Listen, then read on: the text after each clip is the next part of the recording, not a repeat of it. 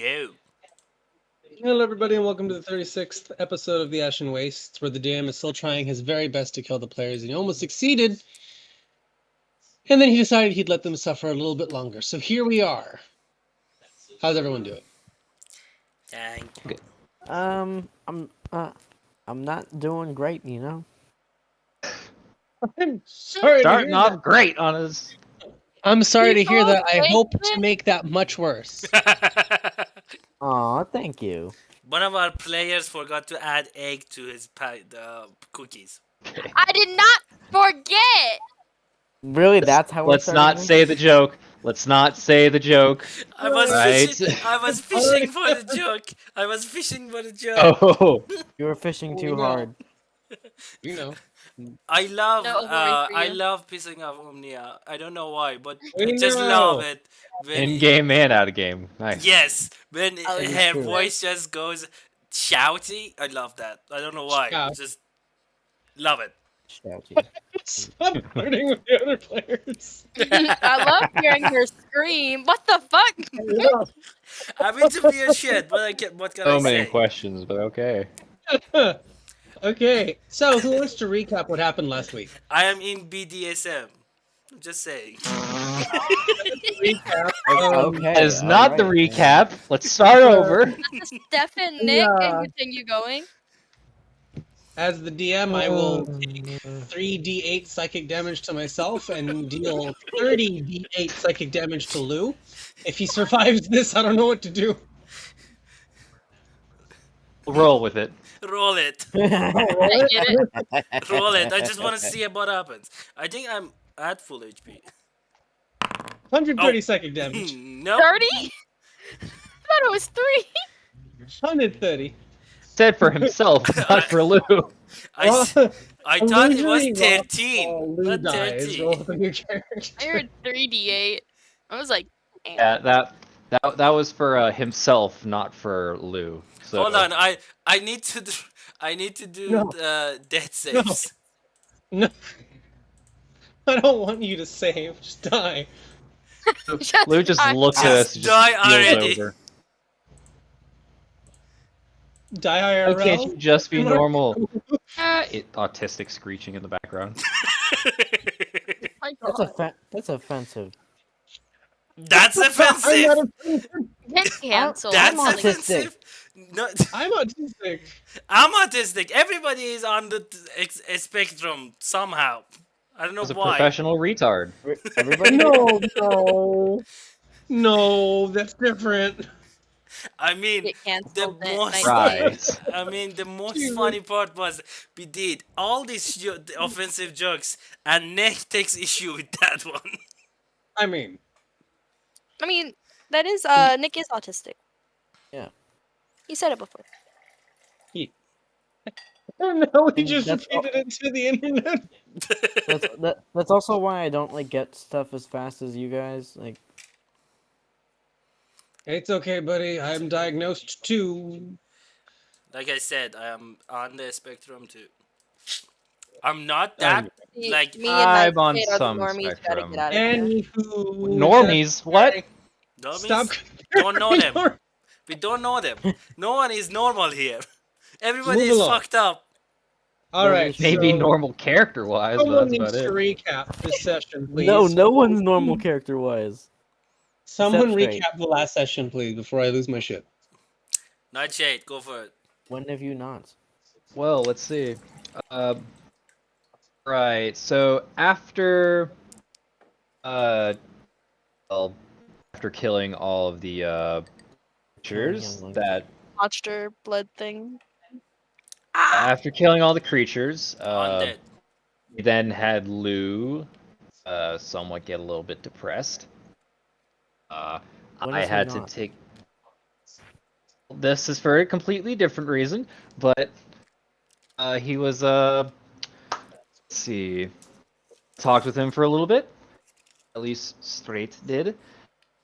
Then we parted ways. I was cleaning up a majority of the dead creatures' bodies. While Lou, I was thinking, was heading back to the to his portion of the caravan, only to realize that Ciota and was Mashuda with Yeah. her Yeah. as well? Yep. They had went into a portable hole. Am I correct on that?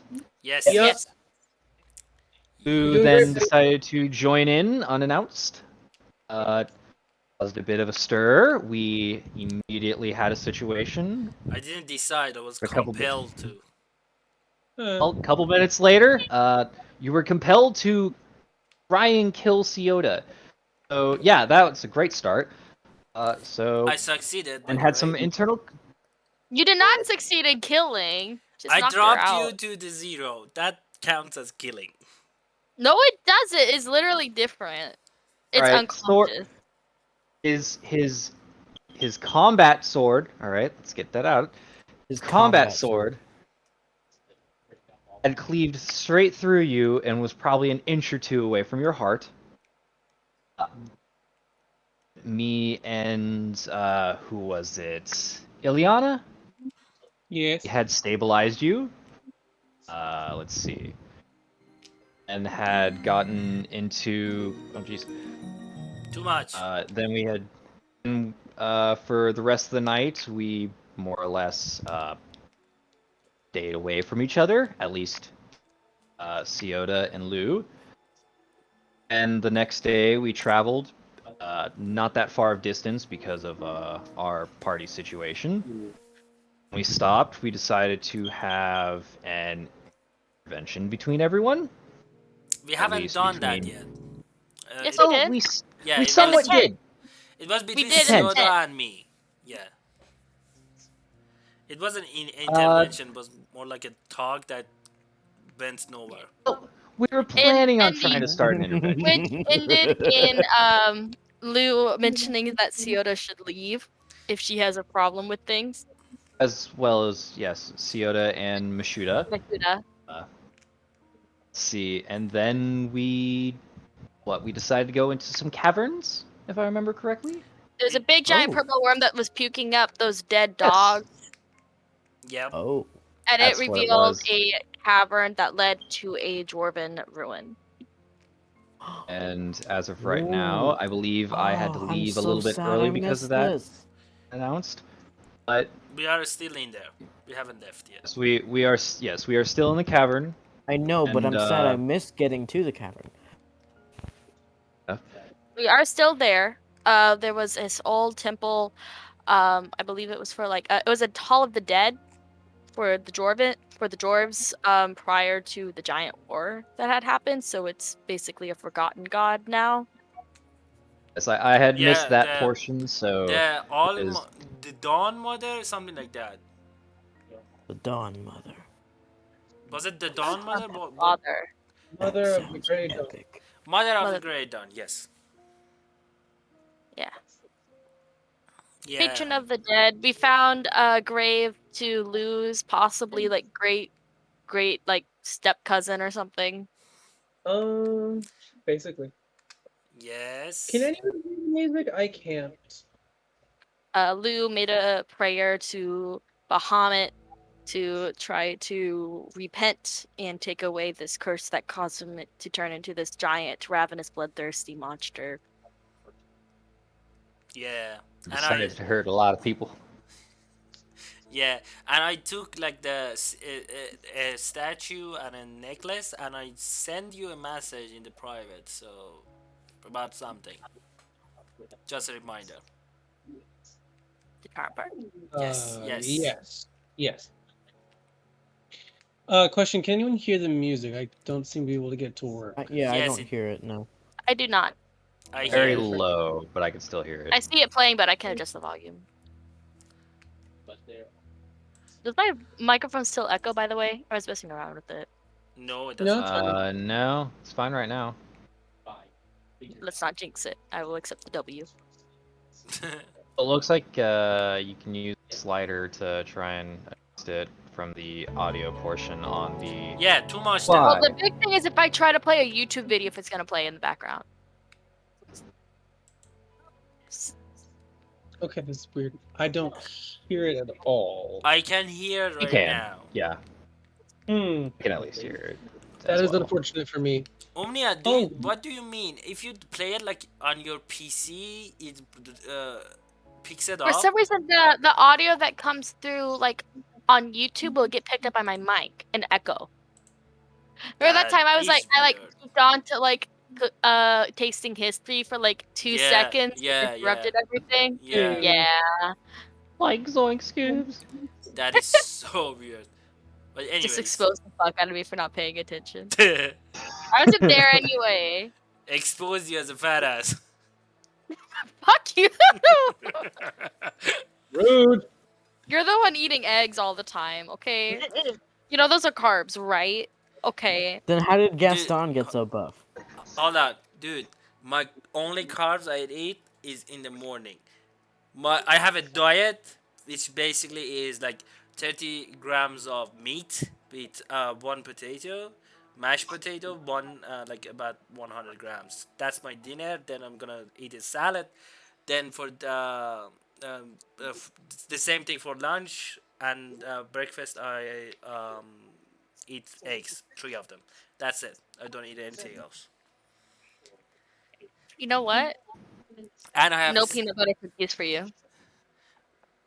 I don't want him. I hate peanut butter. I'll take his share. Everyone gets peanut butter cookies, especially Yay. Nameless now. Nameless gets 3. Because I hate them? Yes. Yeah. Okay.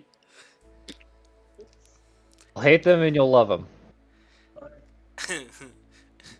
Anyways, That's so actually really funny. that was the recap. With a lot of talk about a lot of other stuff.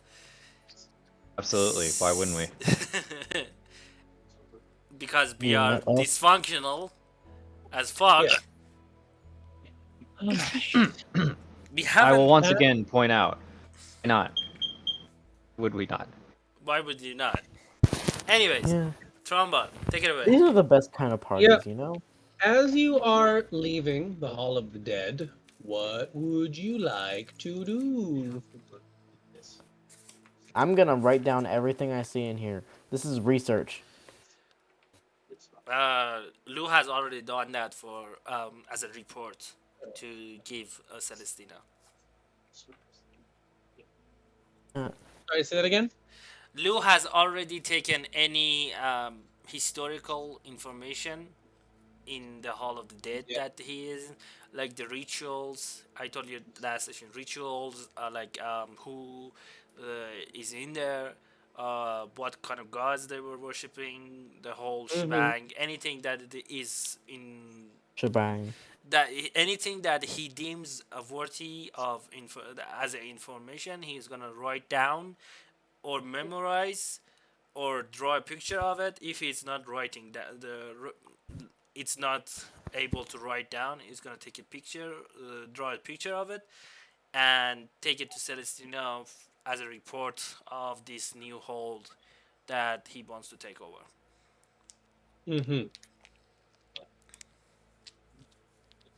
Yes. After that, you make your way out, still carrying the statuette and the amulet of the Mother of the Grey Dawn.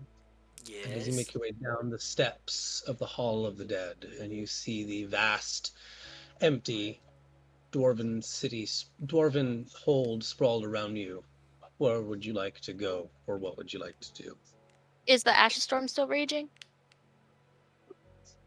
If you look out towards the entrance, which is across a rather narrow ledge, you can just make out the light outside, heavily obscured by an ash storm.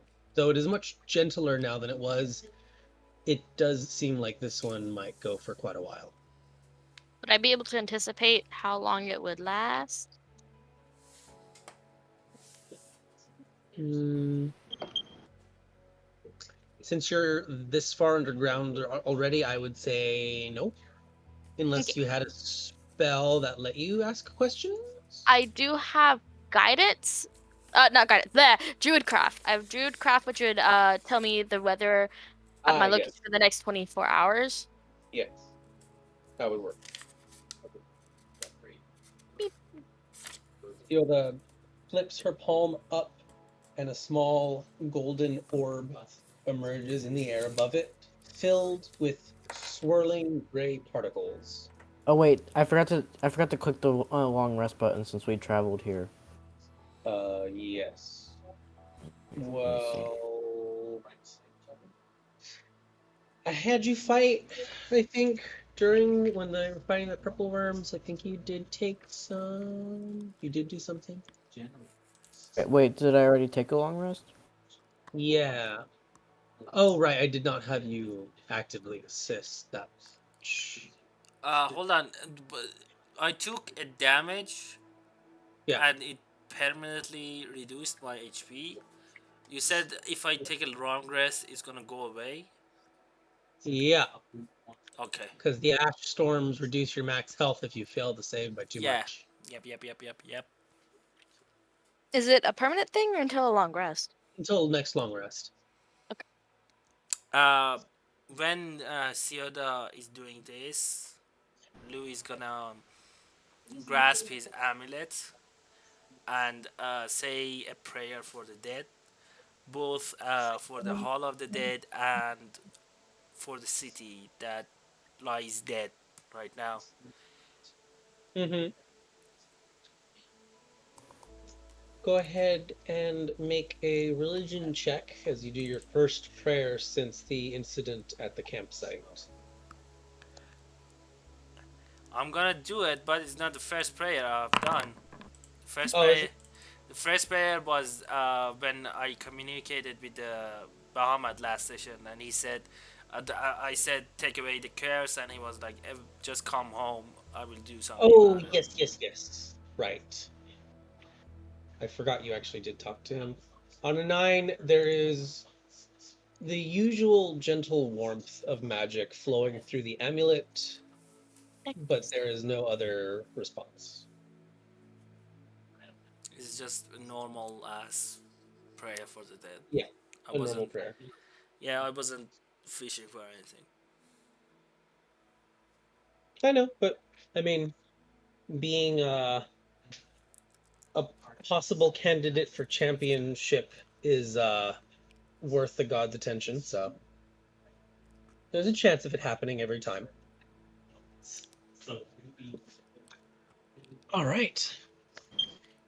As Lou begins his prayer and Siola checks the weather using Druidcraft and finds that it will remain cloudy with a chance of death. Fuck you. That's What awesome. I would like straight that ambition reference. like?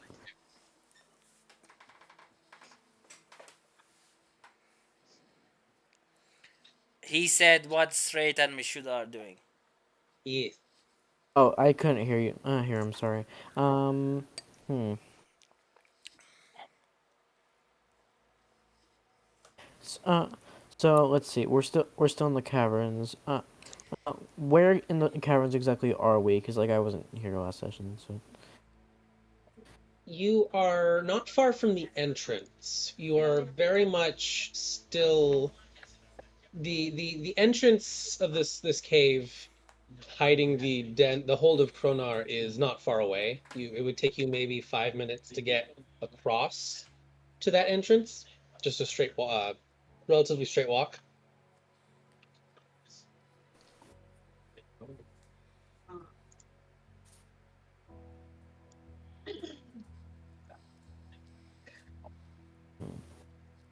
Okay, so we can just proceed on here, on through here to the hold, correct?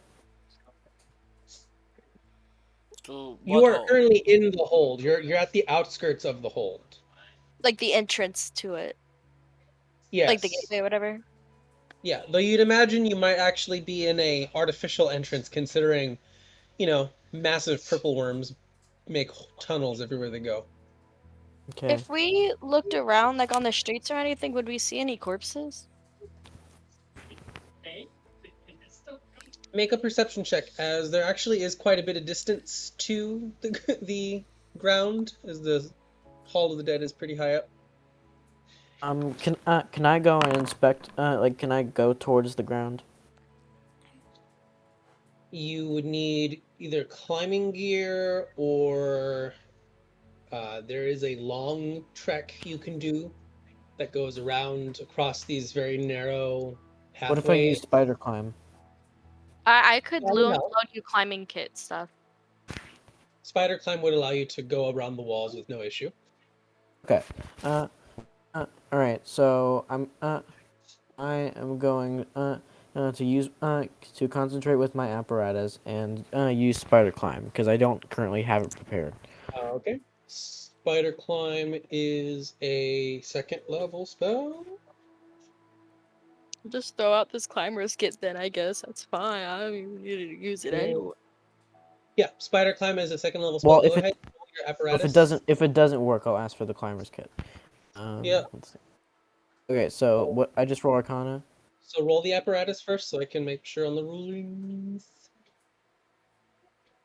Thank you. All right.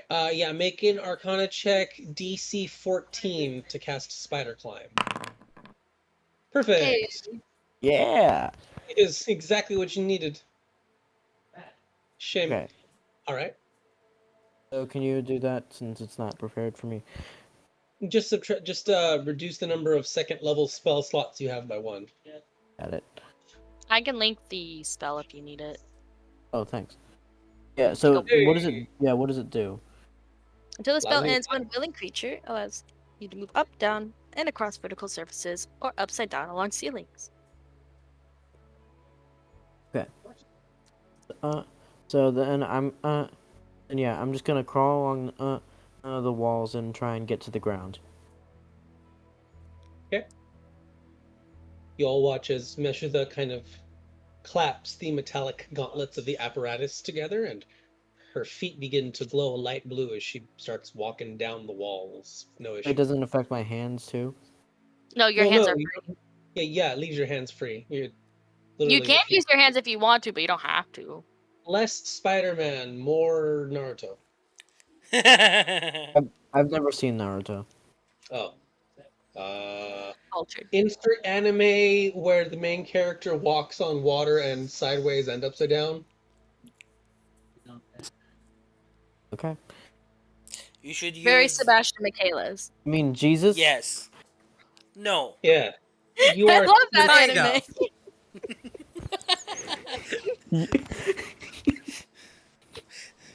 you are doing your Jesus Not best. Kun. Jesus. Jesus Kun enters the battle. Oh, Jesus You are Christ. doing your best female Snake Jesus impression. Do I see anything when I'm Should looking I out? take the wheel? Yes, with the 22. You notice that while the streets themselves are clear of people, and there is a very heavy, there's a thick scent in the air of something of stale, as of air that has been untouched for quite a while until the hole in the ceiling was blown open, so to speak. You notice that while there is a stagnation that would lead you to expect dust and like sand everywhere because you're underground, or some form of dampness due to the prevalence of fungi throughout the Underdark, there are no fungi down here, and all of the streets and buildings that you can see are surprisingly clean. Do I see any signs of like war? Like any like ruined, like damaged buildings or There are anything? many buildings that have seemed to have fallen apart over time. Caved in roofs, broken down walls, but nothing widespread or devastating enough to suggest a battle has been fought here.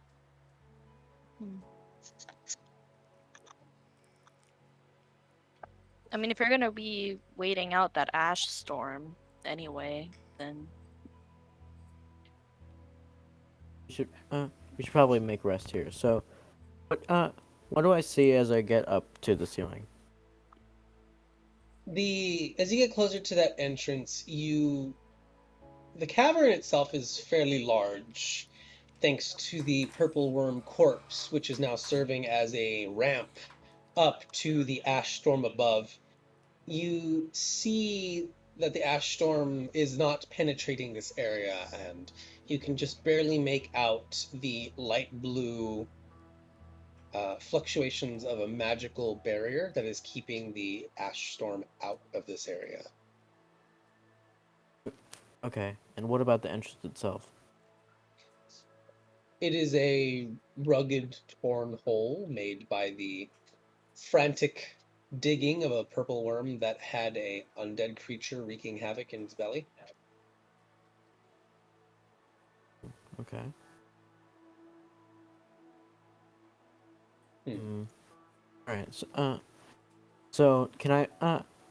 Is it possible to make a pathway for my comrades to get to the entrance?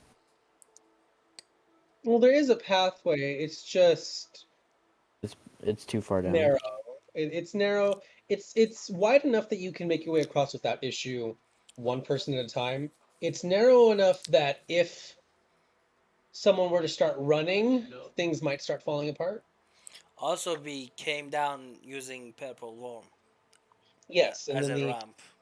yeah, and then the main entrance, the sinkhole that you came through to get here, yeah, that was what was created by the purple worm, which is now serving as a ramp. Speaking of which, we should probably get the more boundaries in too. Yeah, and I think you've already got are our extra friends here too? yes, Sochite and Yeah. Ilion are with you. You brought the more bounders into the sinkhole area, and a lot of the wagon and supplies had fallen into the sinkhole during when the sinkhole was first made. So there are quite a few supplies that are scattered around that sinkhole area, and there are some more that are probably buried underneath the worm itself. Any damage to the wagon? Actually, There is one side of it has caved in from the force, and the covering has been torn, but it was made fairly sturdy. And while it does look like you need to readjust the wheels because they seem pretty bent, it looks like it can be fixed up pretty easily. We also lost a more bounder. Yep. Oh, we did. Oh, I thought I revived it with Revivify. Nope, it was completely Oh squished. yeah, Body. didn't have a body. Yep, Yep, when the never mind. purple worm had flailed, it literally turned that moorbounder into meat paste. Anyways, Lou would probably would have fixed the wagon, and then after that would just take out his sword. If you went back up, you'd have to be taking like saves against the poison because the ash storm's still going. No, it's in the okay. sinkhole, so it Yeah, has. he's How Yeah, did that? How does it get down the ramp? but when the purple, I It's a wagon, not remember. a wheelchair. I mean, he said the wagon is in the sinkhole, so I'm going off Okay. that. when the purple worm came crashing through, it was more or less underneath the wagon, so a lot of the stuff went falling into the hole. Okay. So Lou would fix the wagon first because mode of transportation very important. After he's done fixing whatever needs fixing and he can fix, he would take out his equipment. Um, So, since you're gonna start fixing, I'm going to say that'll take you about an half hour's worth of work. So during that time, what would everyone else like to do? Okay, so while I'm gonna walk over to the entrance, but while I'm doing it, can I inspect the ceiling, to Yeah, see how sturdy it is? sure. Okay.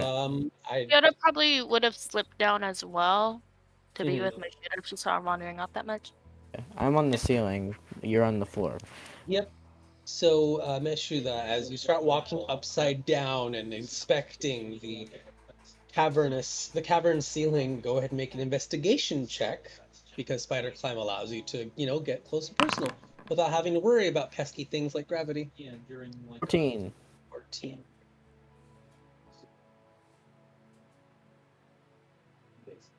Okay. hmm.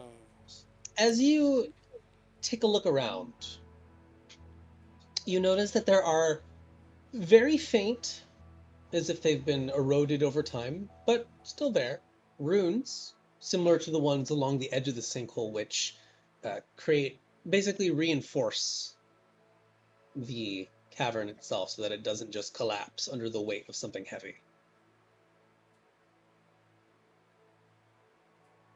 Okay. So the ruins are still very much intact. They are functioning, but I wouldn't say they look intact. They look very, very old. But not at risk of collapsing. That would be an Arcana check. Okay, can I make an Arcana check on the ruins? Yes, you may. All right. 17. Are you going to use your Flash of Genius? No, this is Okay. good. And so you're not using Flash of Genius. It looks like these runes, while very old, seem to be just fine. You don't notice any problems with them. When I head down to be with Mishra, would I notice any like tiny beasts that would qualify for animal messenger? Hmm. I would say you don't quite notice anything living down here. Again, it is very much empty and dead down here, but the streets and the buildings, especially now that you're up close, are quite clean and smooth, almost as if there should be people here, but there are nothing. There is nothing that you can sense at the moment. Can Lou make a history check for anything of like a servant or spirits or anything that keep that should be the reason for the city being so pristine, even though nobody is here? I don't even think you have to really make a history check. You would know personally that in your hometown of Celestina there was many different rooms that were still active that kept environments spick and span, essentially, while there were people living in them. Have I seen those ruins in here? Uh, those runes are relatively small and are usually scrawled in various places inside of buildings, so you would not be able to notice at this time, if there Okay, are any. okay.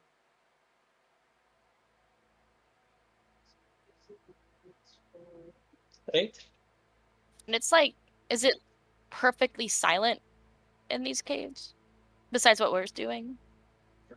Besides the echo created by your movements, you do not notice, and the sound of wind coming through the massive sinkhole, you don't quite notice anything else. Nothing's making sound. It is very much like walking through a painting. Mm. Although I suppose you wouldn't know what that is. But yeah, it's a very Hey, dead. really? Oh, It's, yeah, I I guess mean, so. well, for Sioda personally, not What's a lot of paint? it's paint. I feel like But she'd know what anyways, paint is, but probably not paintings. no, Not actual paint, but I would understand the concept of painting. like finger painting with like animal blood. Oh yeah. Or like, like I mean, even crushed cavemen berries or have like something. cave paintings. With blood. Yeah. Yeah. It's not that advanced of a concept. Yeah, but like actual pigments and like canvas. I feel like there was like crushed berries and stuff. Though like I feel like that would like count as like paints. Anyways, we are focusing on the wrong thing in here. Yes, yes we are. Okay. Is anything straight want to do? Grammar? I don't know. Is anything straight would like to do? Come Even on, Umi. is he even Grammar. here? Besides keep you all alive. Yes, I'm still here, just talking with my If, fiance because she's apparently forgot her phone majority of the day. So, oh, an idiot. she okay? But yeah, she's fine. I 4 hours of mean, sleep. losing Fine. your phone is not that traumatic. It is I a I mean, little bit. it can be for some people. It's the only form of communication between me and her. We're 6 hours apart. It's And Oh, it's that $200 sucks. or something. That sucks. It does, yeah. I mean, the distance. Yeah. I don't yeah, I don't know what I'd do if like I didn't have my significant other with me. I met my it's not the boyfriend over first time, Xbox. not gonna be the last. My boyfriend, we met, and he was in Rhode Island, so literally halfway across the country. Give me a couple minutes. Do I pause the V? But Okay. but Nah, I think it's fine. for the most part, Straight's just gonna make sure that none of you guys are trying to kill each other or yourselves. Okay, let's see. Is there anything else I can do? So can I go inspect the entrance itself?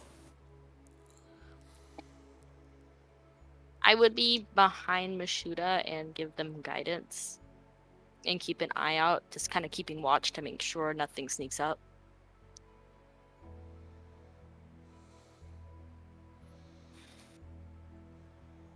Lou would probably do alarm as a ritual before getting on the repairing stuff.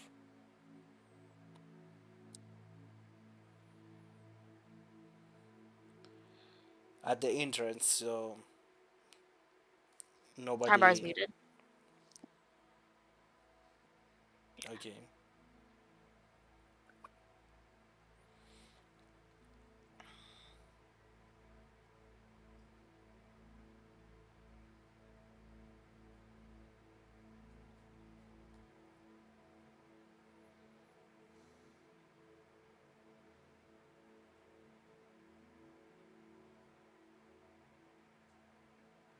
In this intermission, I'm going to quickly refresh just because pictures aren't loading, and normally when pictures stop wanting to load, other things stop trying to load.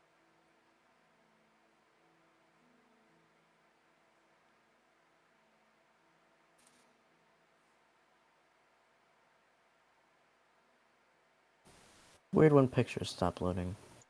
Oh, Turnbar I'm back. just deafened. Okay. I'm back. Hi, back.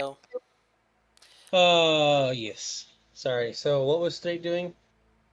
Keeping It's a everyone very good alive. question. Making sure we're not killing each other. I appreciate that plan of action. Straightforward. Okay. So Sioda is still examining the buildings, and Meshuda is examining the ceiling. I I'm was examining the right. I'm examining like the more. Wait, the buildings are along the pathway on the through the entrance. They're far below. Hmm. Uh, So yeah, so I guess we're just going in, and then Siota's inspecting the buildings, and then can I get like a bird's eye view of this place? Yes, quite easily, since you're on the ceiling. Okay. And you are high enough up because of how the caverns are usually set up for most of these holds and dens. You can't see Sioda because she is tiny. So you look straight down and you don't see her along any of the streets. And you look over towards the Hall of the Dead because it is along the outskirt, and you can just barely make out Lou and Straight near the entrance as Lou's working on the wagon. And the only reason you can tell that they're there is because there is a very light sound of hammers as he is knocking the metal back into shape.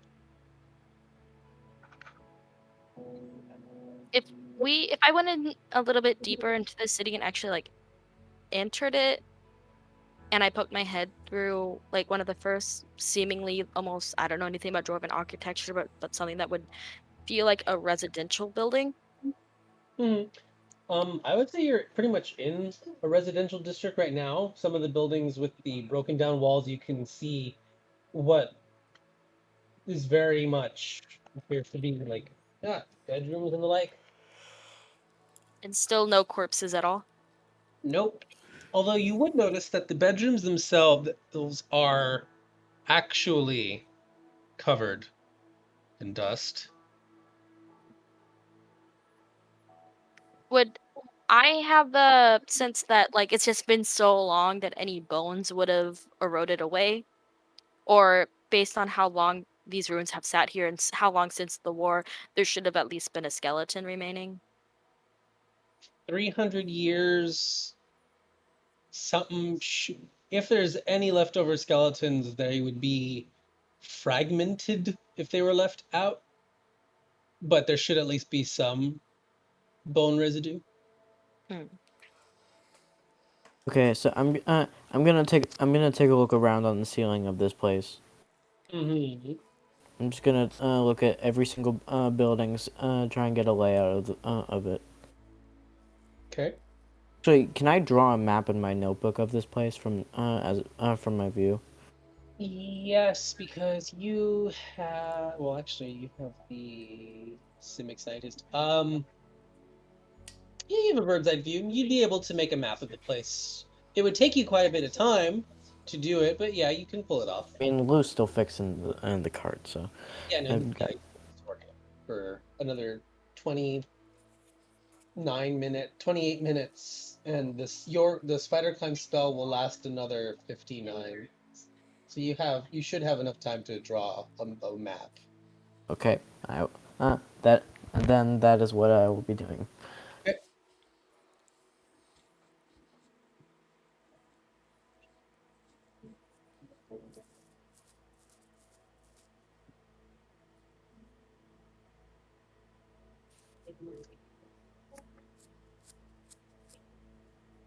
Anyone else? I mean, just wandering through, would I find like any kind of shops? There is a point where you find that you're starting to enter buildings that look less like homes and more open for display with shelves and the like. There are some things left, mostly small trinkets and the like, but there's very little remaining. You'd imagine that the people who were here, probably, if anyone evacuated, probably took as much as they could carry and then some. Mm. It's still like literally no signs that life has ever been here, besides the architecture. It's very much an abandoned hold. Mm.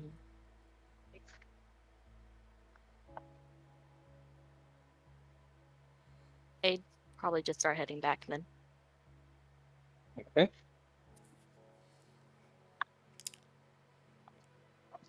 Is Lou done with the repairs? Is there anything Straight would like to do? Uh, no, just I guess and wonder Okay. side of watching everyone. Okay. So, yes, time does pass, and Lou finishes repairing the wagon as Siola makes her way back up to the Hall of the Dead, and Meshuda finishes drawing a map of Kronar. Uh, Using Lou's heritage as a dwarf, do I know if dwarfs have like a special place that they put smithies, or is it like a random place?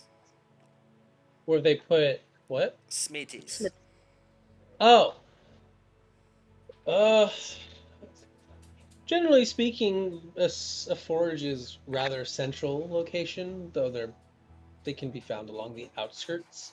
But the buildings themselves are usually quite distinctive. Meshuda, would you show the map of the hold to everyone after you Oh, finish? would I finish the map by the time Lou's coming? Oh yes, definitely. Okay, how much time do I have left on Spider Climb? 30 minutes. Okay. Uh, how long would it take me to get down? Mm, I mean, maybe 10 if you're just taking Okay. it slow. Alright, I'm just gonna get down as quick as I can. 5 minutes pass. You make your way to the Alright. group.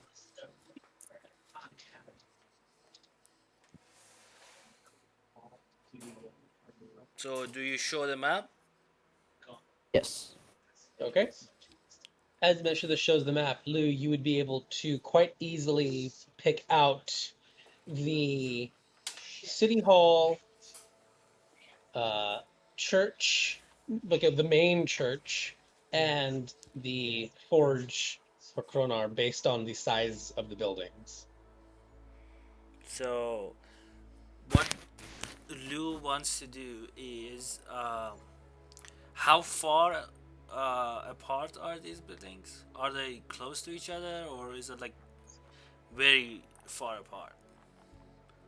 Looks like the forge and the main church are actually adjacent to one another. The city hall is a little ways away.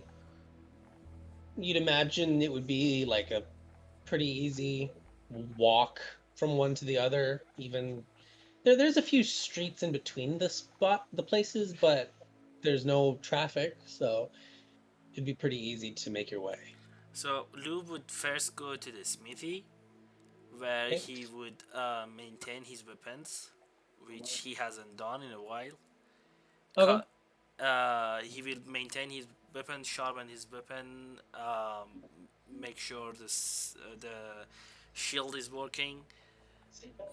He does that ritual again as he is as he's working. He calms down a bit. Working with metal, he calms down, m- making his mind a bit more clear, Hmm. considering what has happened in the past few days. Roll Af- your smith tools. uh, Um, Also, I would like to repair my, not repair, just to do a makeshift, like until it holds my. I want to do my armor like a makeshift repair on, make it hold on until we get to the four thrones. Hmm. Maybe a day or two is Yeah. enough. Roll your So smith. Smith rolls. Hmm. Let me find them. Smith tools. Smith tools.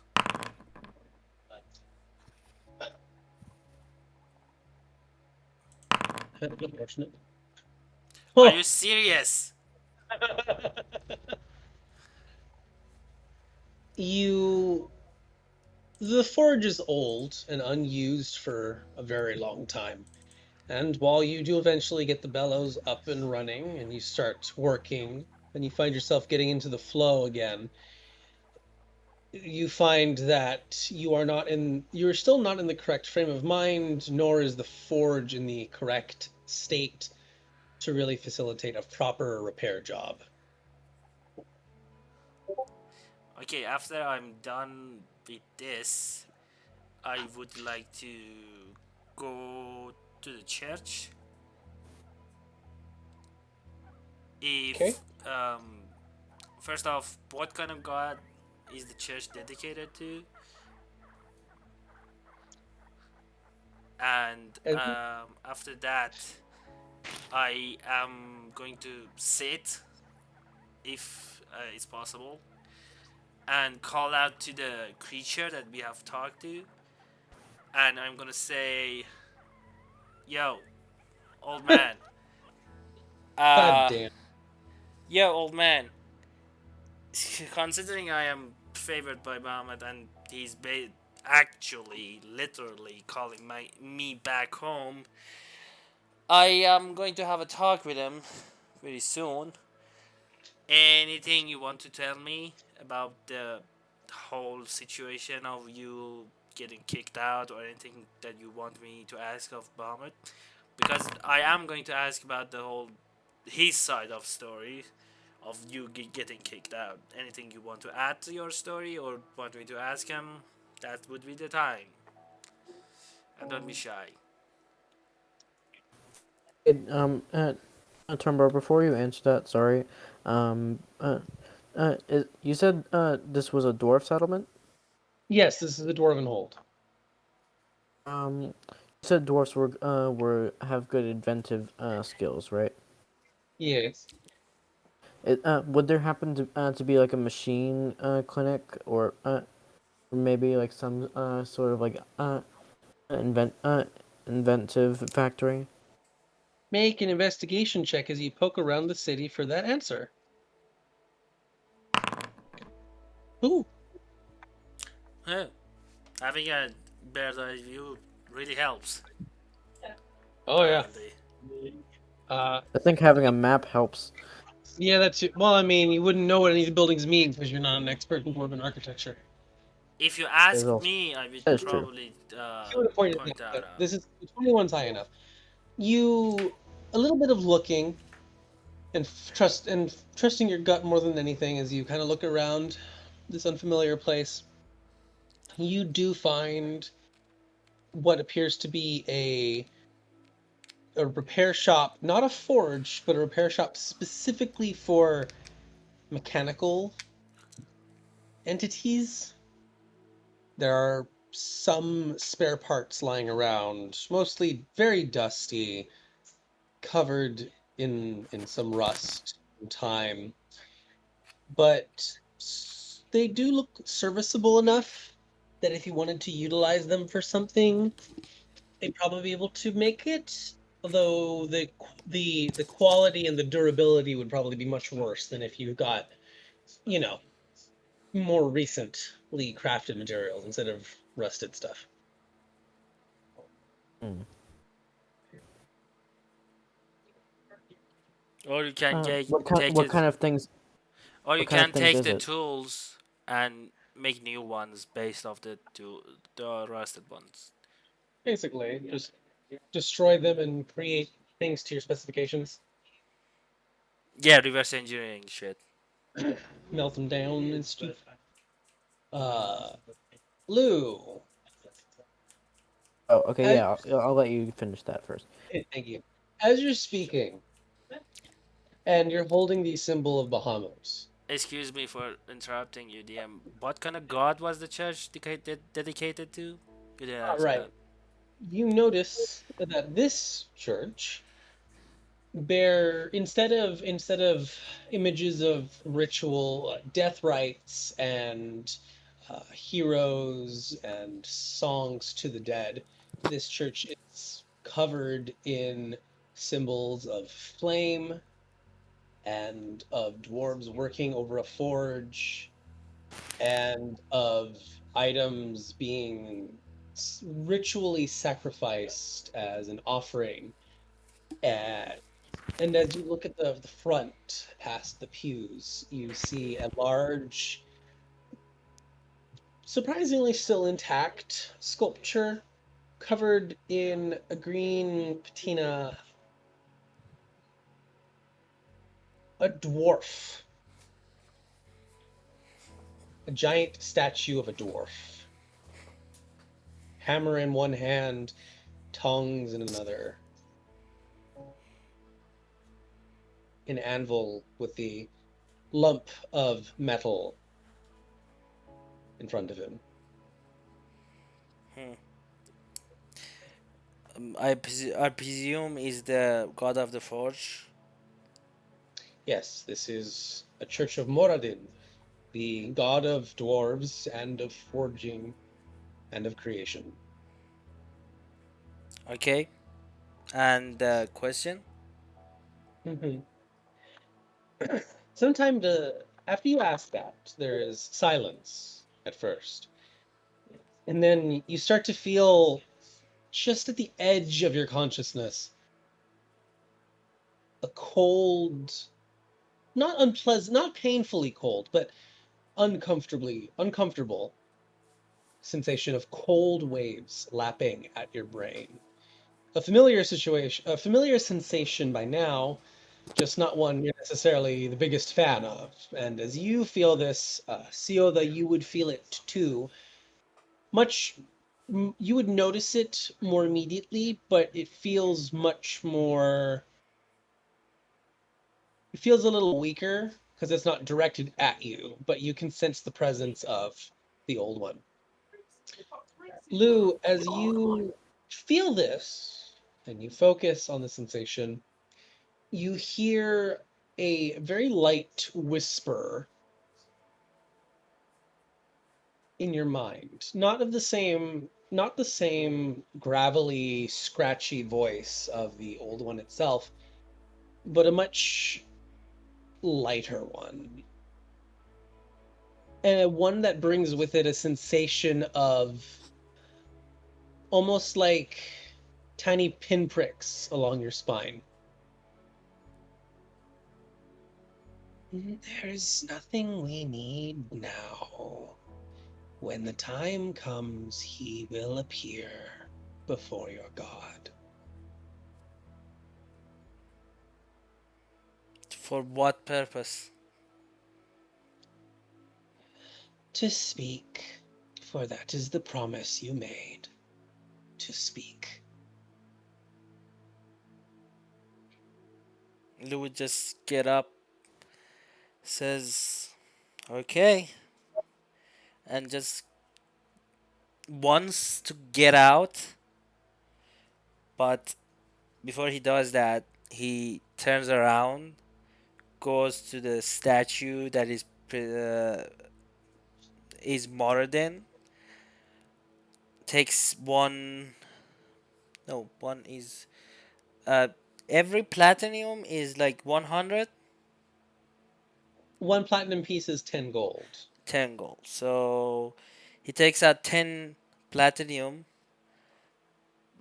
puts it on the anvil of the statue, and grasps his amulet and asks Moradin for. He asks Moradin through the power of Bahamut because he knows that Moradin can't be contacted directly because he doesn't have that power anymore unless you're his champion or something. Um, he asks Moradin through the power of Bahamut to turn, if it's possible, turn the coins into a platinum dragon statue as an offering for Bahamut. Make a religion check. Religion, don't fail me now,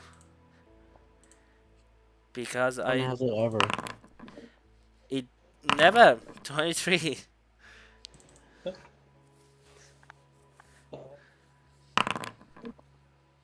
Okay. As you pray or speak through the amulet, or try to, you feel the warmth of Bahamut's magic respond, and you hear that voice again. And comes at first as a gasp. I appreciate the sentiment, but I believe it would be inappropriate to ask Moradin to make an offering for me.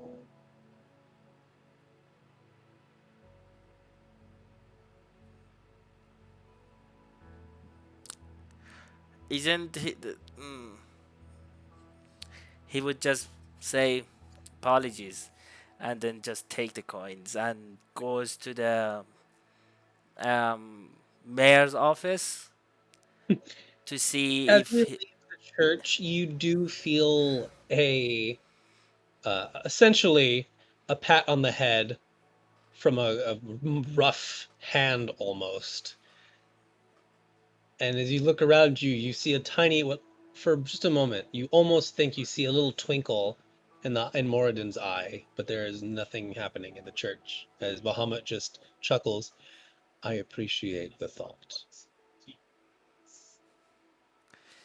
He would put those 10 coins on a different pocket, and he plans to offer the coins themselves as an offering to the Bahamut.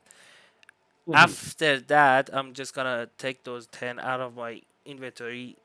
After that, he's gonna just go to the mayor's office to see if he can find any useful information or what happened Okay. to the city. All Okay, right. can we get back to me for a sec though? I was about to actually. So, as you head into the repair shop and you look at these rusted pieces, what do you want to do, Mashu? Well, what kind of things are in there exactly? Many different shapes and sizes of metals, nuts, bolts, what appear to be almost like pieces of your museum apparatus, except definitely for different purposes. Like there are some that look like they're supposed to be attached to your face for the purpose of breathing. There are some that appear to be like a pair of essentially motorized legs with Mm, enough space for actual legs to be fit in them. okay. Um. Okay. Could I first of all, could I try and polish or fix the equipment in here? Hmm. I don't think you have Smith's tools on you right now, but you could make some. Let me double check something. Uh, If I yeah. can, yes. I mean, you have better luck asking Lou. He never hide it. He has some kind of This is expertise with smithing tools and making stuff made Since of when has Lou metal. ever approved of Mashuda experimenting with random things? eh, That As is long also true. as long as it's not connected to that shit, that orb shit, he's okay with it. Why is not anything Says remotely for right now. magical?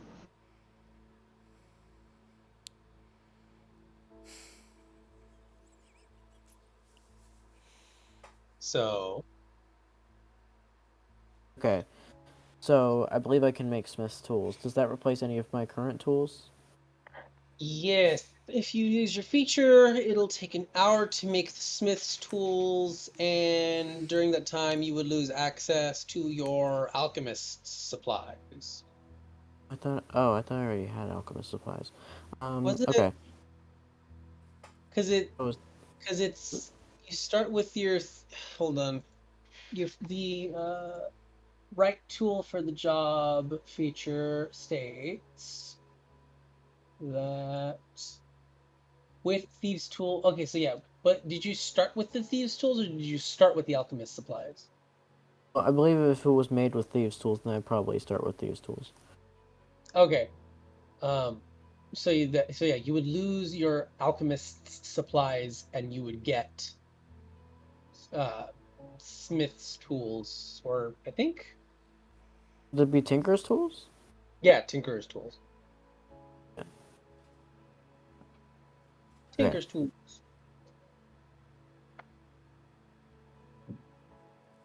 Okay. Alright, then yeah, I'll trade it out. Okay.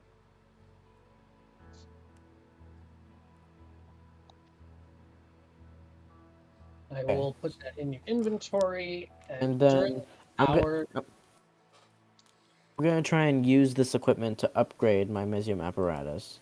Mhm. So during the hour that you're creating the tools, what would anyone else like to do? Straight or Sioda? Um, I'd probably wait to see if um Ishuda would get back before Lou. I assume everybody's at the cart right now, besides Lou and Ishuda. And as of right now, I assume Machida would be set to get back before Lou if everything's happening concurrently.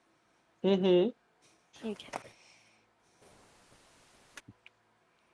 I'll probably wait for everyone to be at the cart but Lou. Okay. Is there anything you'd like to do as you wait there? Um, keeping an eye on the, I guess, the gap in the wall up there. Um, Okay. there was another thing I was gonna do though. I can't remember what it was.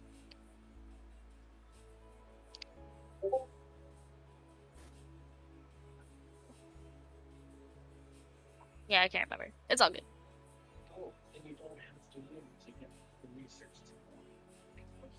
Sorry, say that again? Mm. There's another thing I was gonna do, but I can't remember exactly what it was. So Oh, well. What about you, Straight?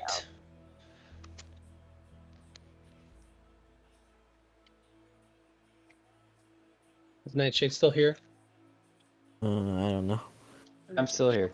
Hey, what would you like to do? Uh, Mostly just, yes, looking as we're passing by. Really, I'm not doing anything. Just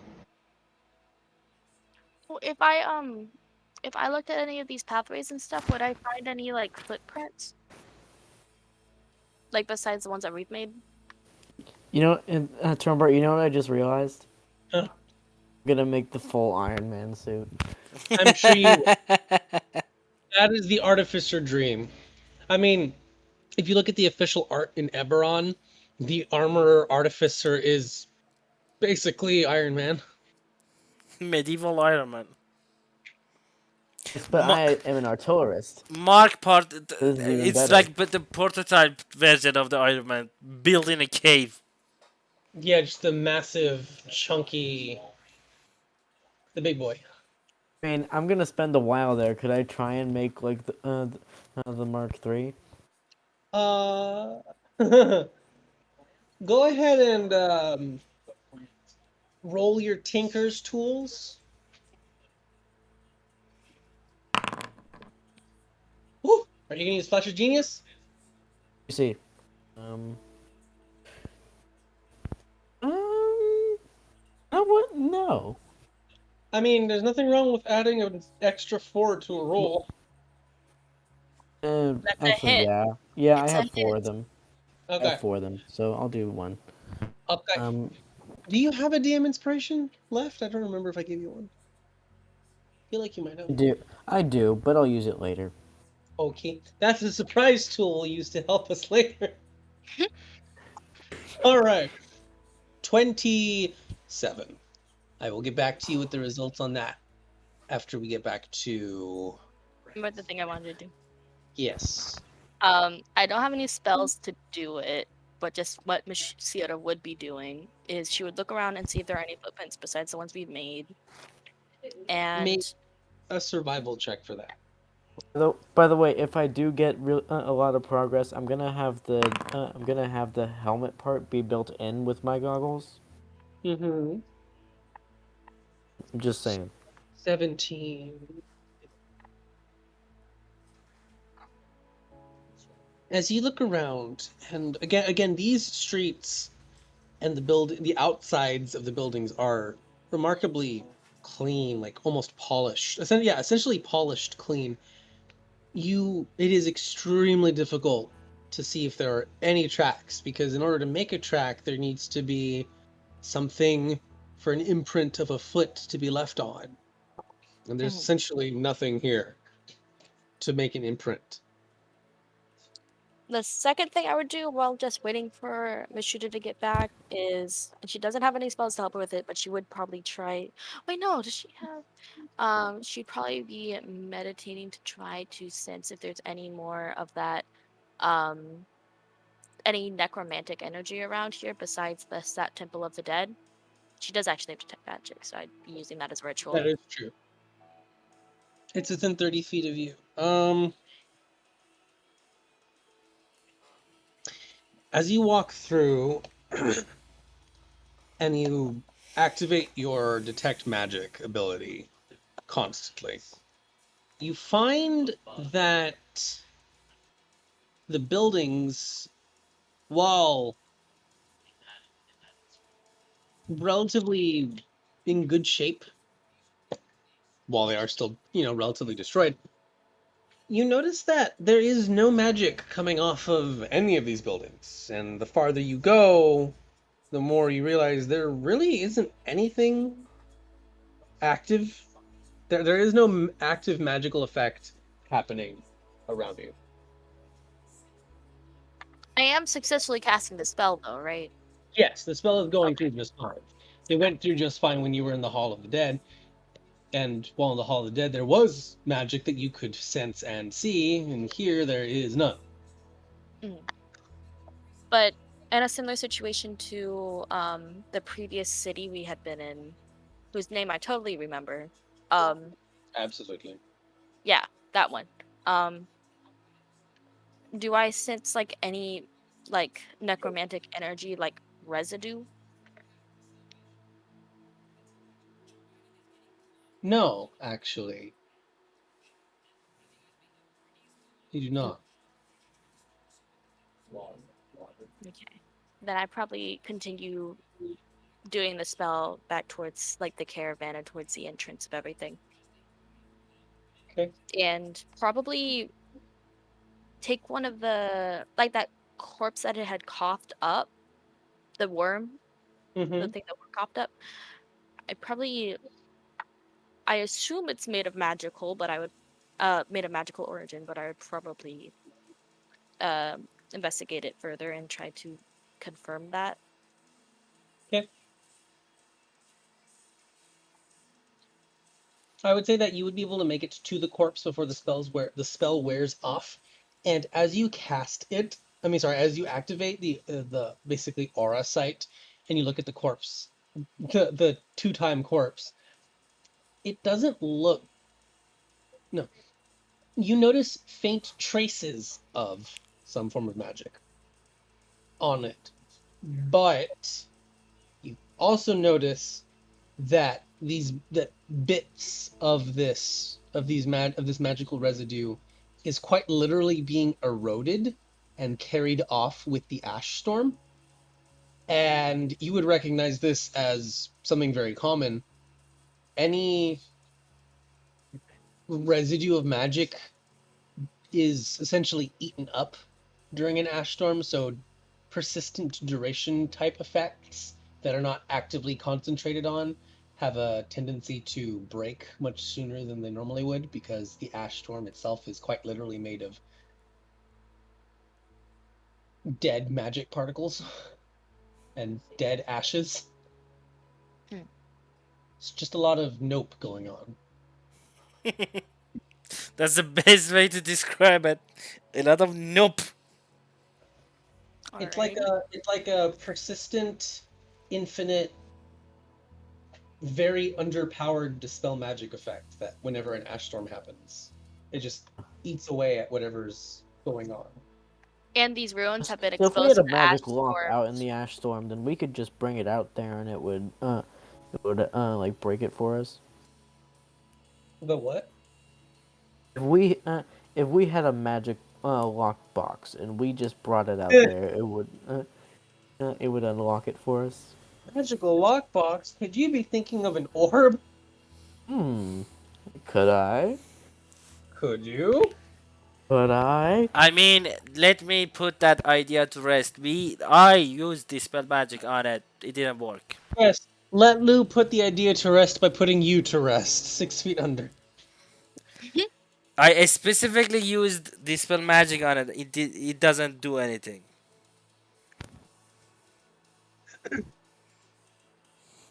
I do not know how I'm going to explain.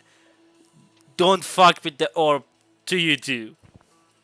Whoa, Um, hang In on. This character is is a good start. in characters, good start. In characters, a good Have start. I not explained don't fuck with the orb to Mishuda and You can explain it but Sioda? if what you if want. but what You if You can it's can worse? explain it, but it's a matter of if we're listening. Oh, You so can you explain it all you say want, but you gotta admit, it's a very compelling plot device. we don't give a fuck what you're saying, basically. No, Lou doesn't give a fuck what he's saying. Me and Nick, we give a lot of fucks. It's true. Just not about Especially when that they specific turn orb deal. Magical full orb that apparently summoned an extra-dimensional creature that looked at them through a star map. and turn Lou into a giant blood monster. Oh I am yeah. glad I wasn't That's there. that's a different What thing. times? That's not the Yeah, that's same why I thing. was investigating Human Not is glad for he what does not not exactly for fuck with turned that him that. shit. into a blood monster. The paladin got cursed, and the curse looks like He became the Demon. embodiment of menopause. The embodiment of vengeance. That's what it was. the embodiment of menopause. She says, absolutely terrible. Where did I put that thing in? I don't remember.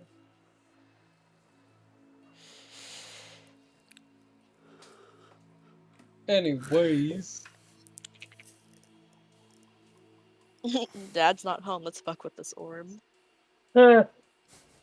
I'm right here. That is indeed what happened. Lou is the party's dad.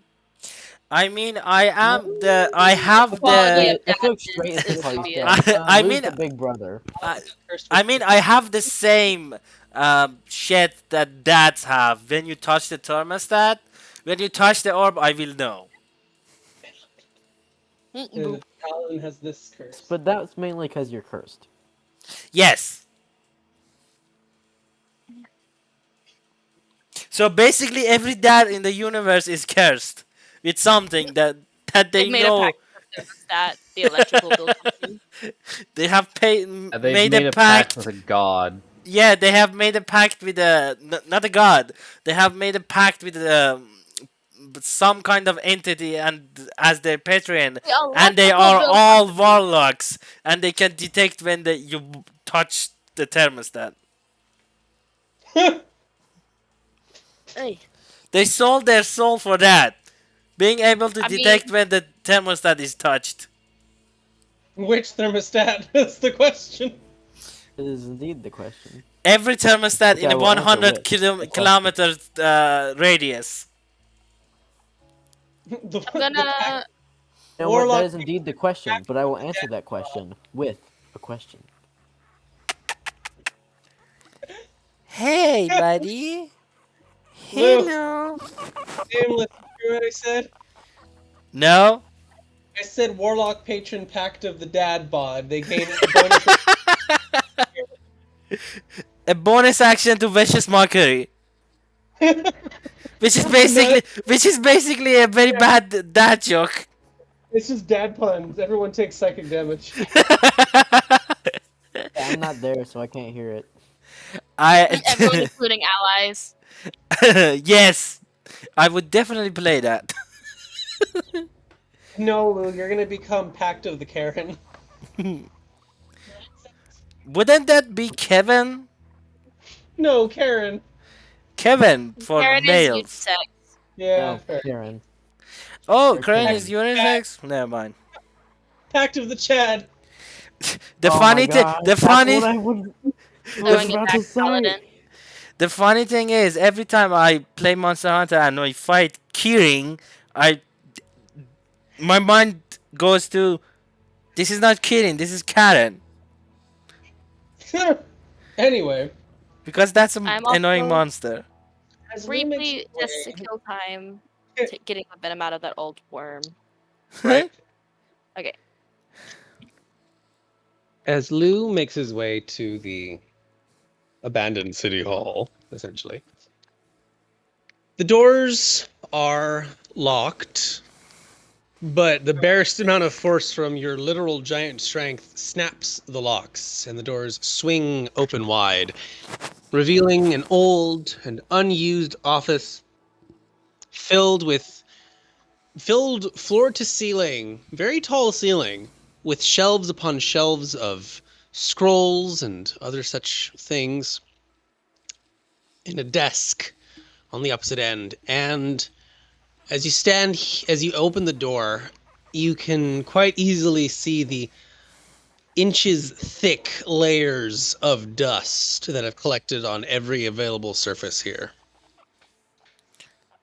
So does scrolls have any kind of like a organization system, or are they like haphazardly placed?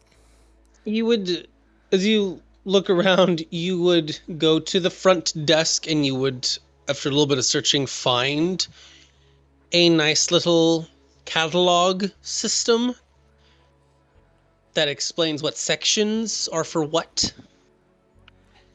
Uh, I would like to search for any kind of um, breakthrough technology, Mm. invention, Mm-hmm.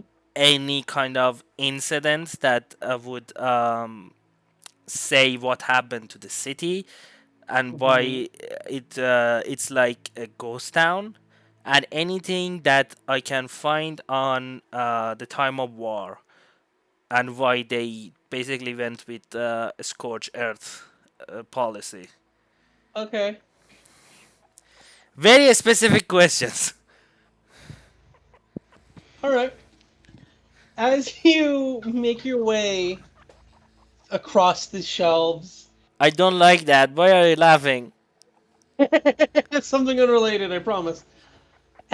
You find a few, a section or two devoted to excavations, as well as research journals would be the best way to put it. Anything interesting?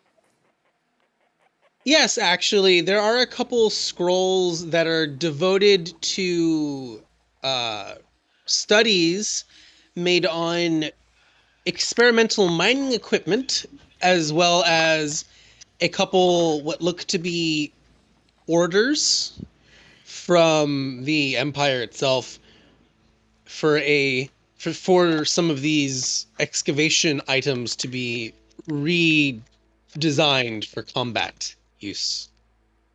Hmm.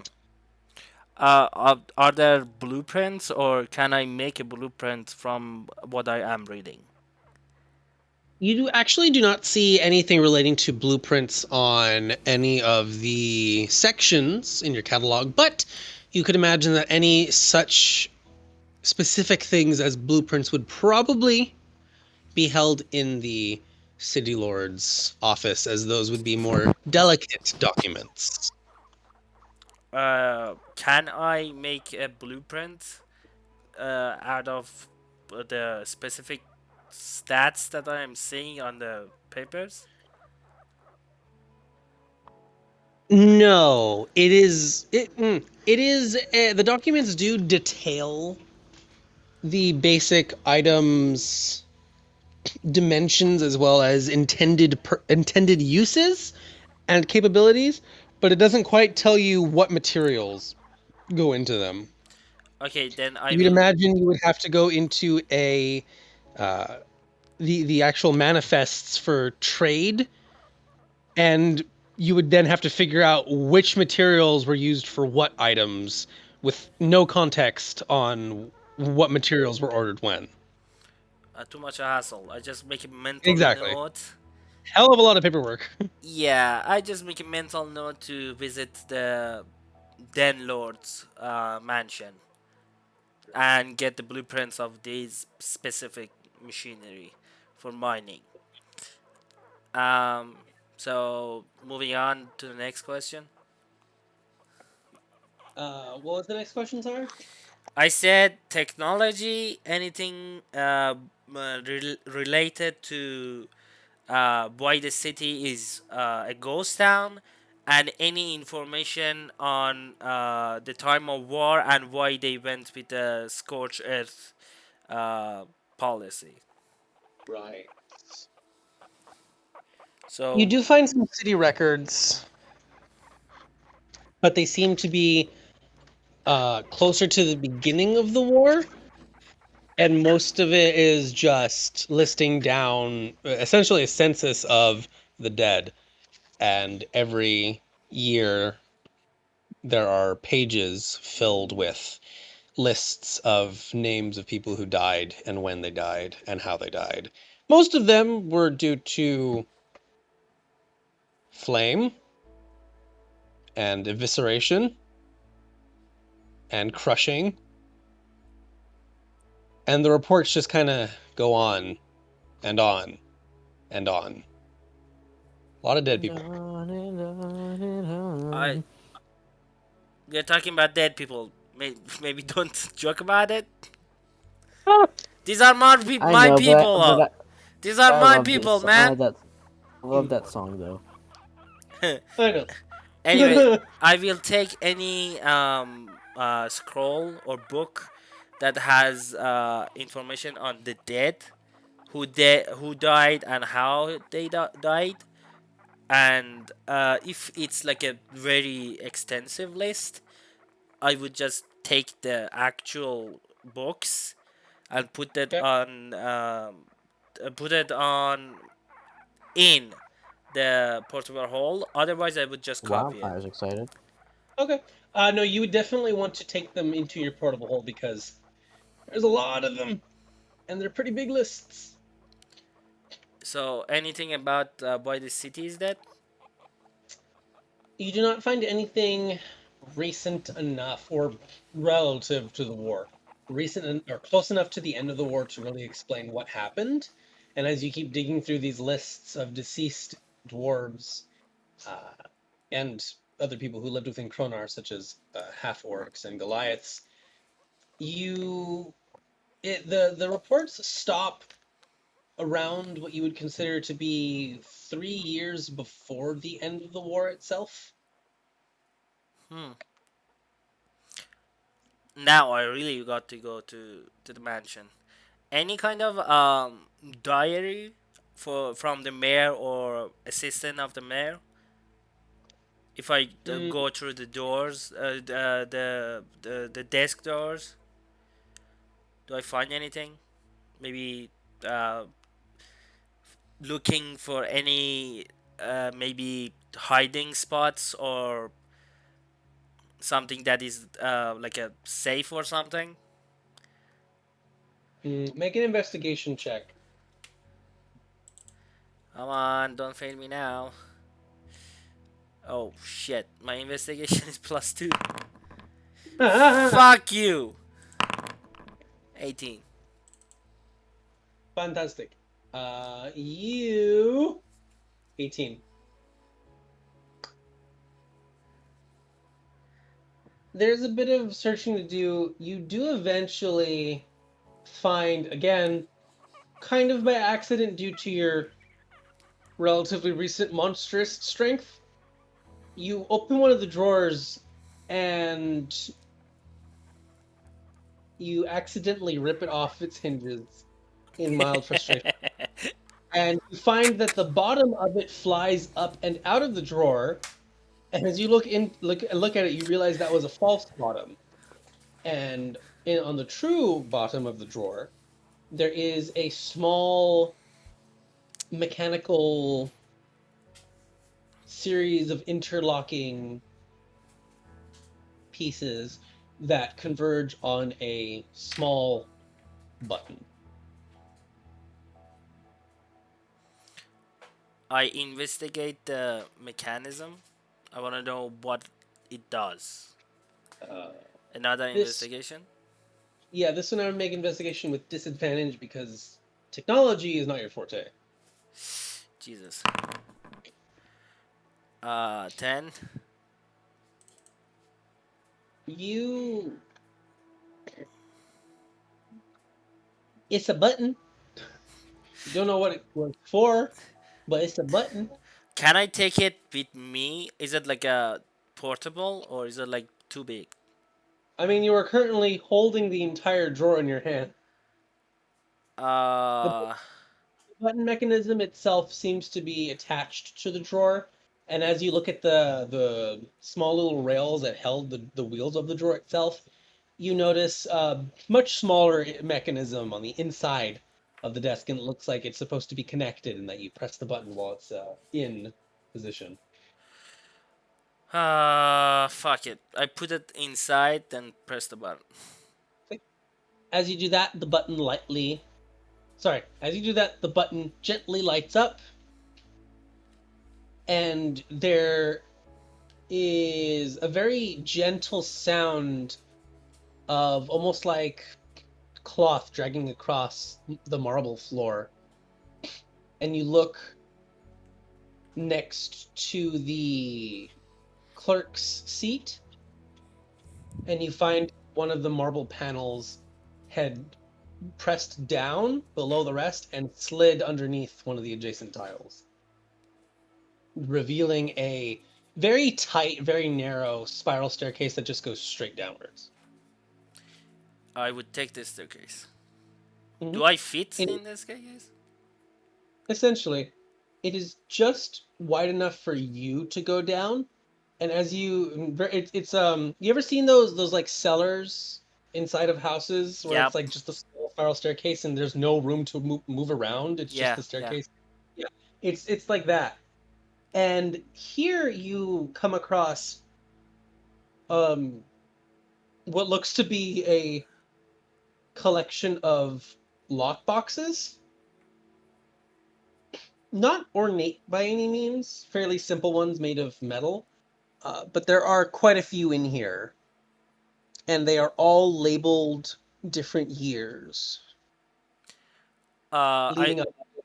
The one up top is the most recent and is labeled with the year that is 3 years before the end of the war.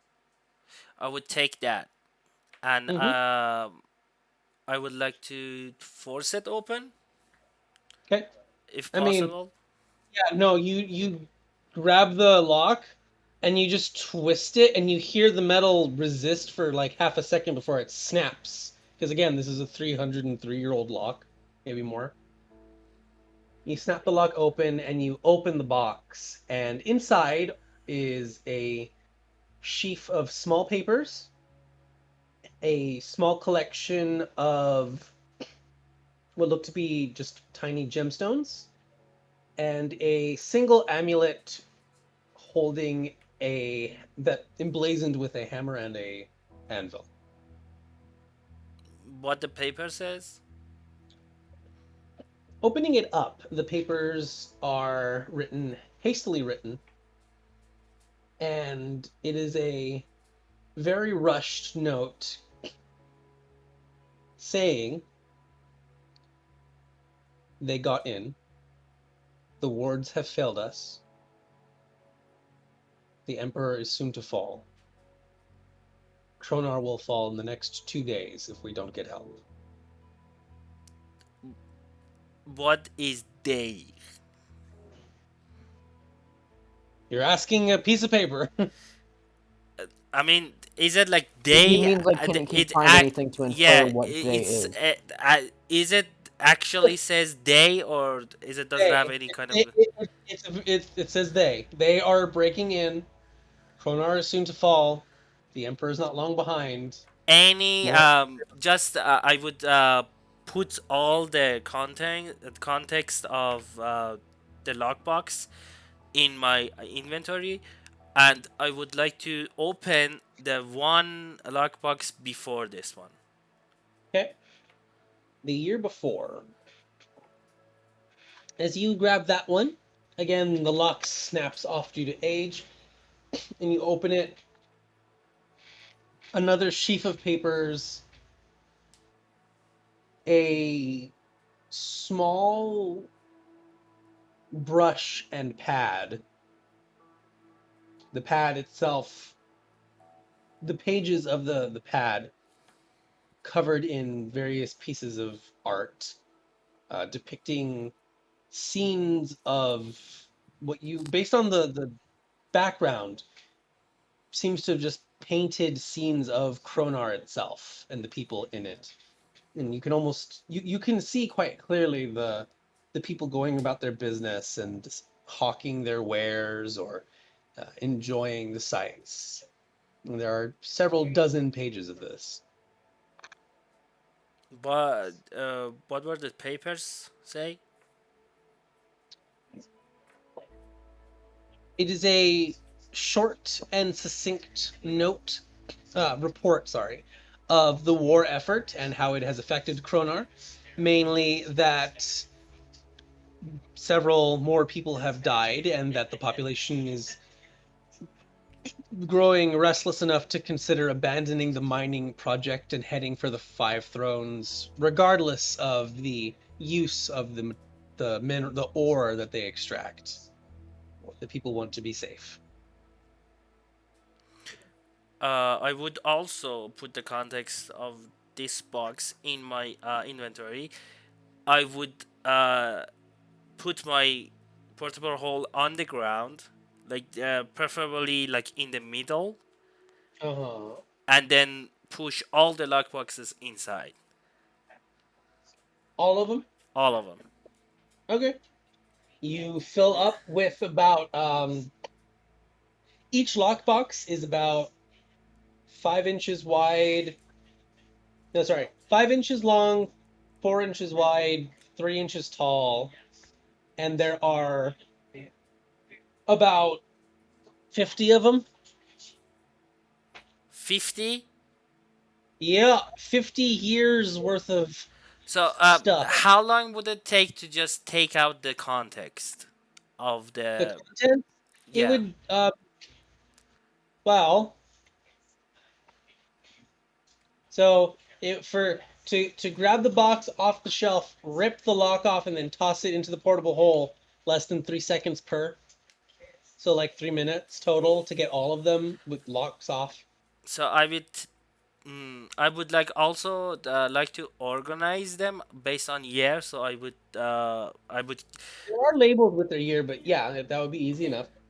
yeah because are the papers and the context also labeled by the year. No, just the lock boxes that they're in. So I would like to label the actual context that comes out of it, especially the report, based on year, so I can go through it later. So I Okay. would probably spend more time than just tossing it in.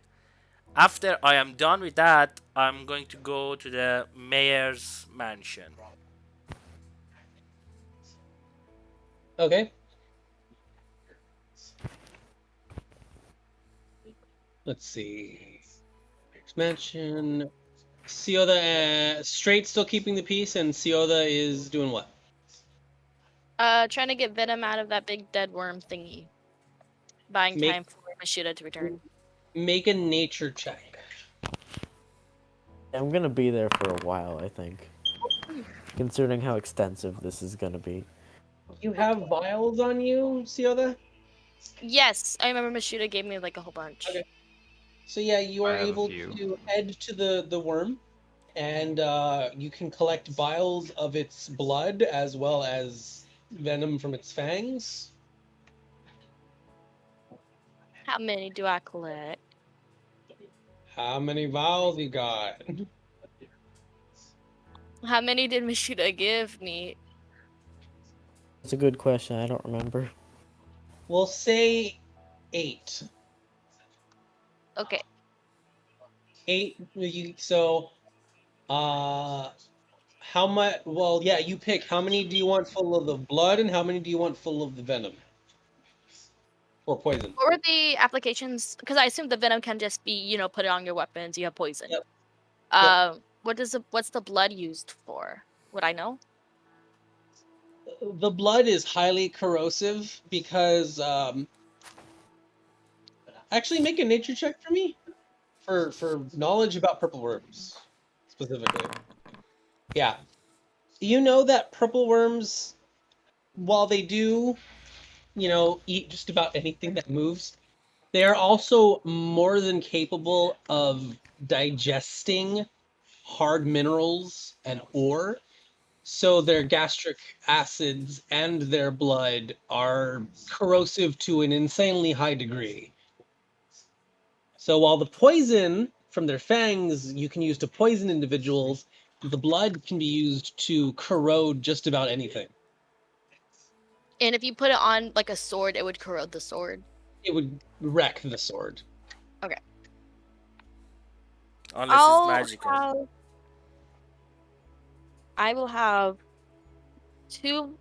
I'll have two vials of the melty acid, and the rest I'll put into the rest of the vials. I'll put the poison into, and probably give some of those vials to. I think it's Ileana, right? The archer lady. Mm-hmm. Yoda would give her some of those vials She of the would thank poison. you kindly, and then she would look at the purple worm, and she would look around a bit at everyone doing their own thing, as she has mostly been sharpening her arrows and her weapons.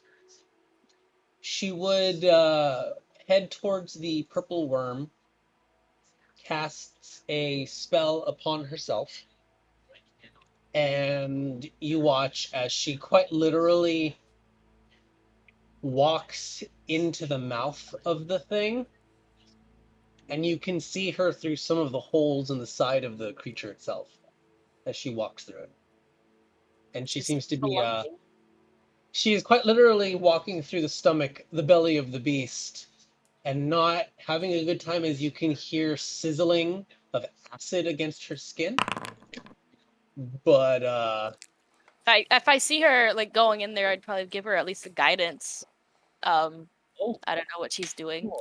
Is Gladly Mish take that. is it Mishuda that going in there? No, Ileana. 24. Iliana is cold as fuck, man. 24. She goes in, takes a couple, like a good solid minute, and comes out, the edges of her cloak and her clothes tattered and frayed by the acid. And while there are chemical burns along her body, they are slowly healing back up as she is using some magic to restore it. And she holds up a bag, a very decent sized burlap sack.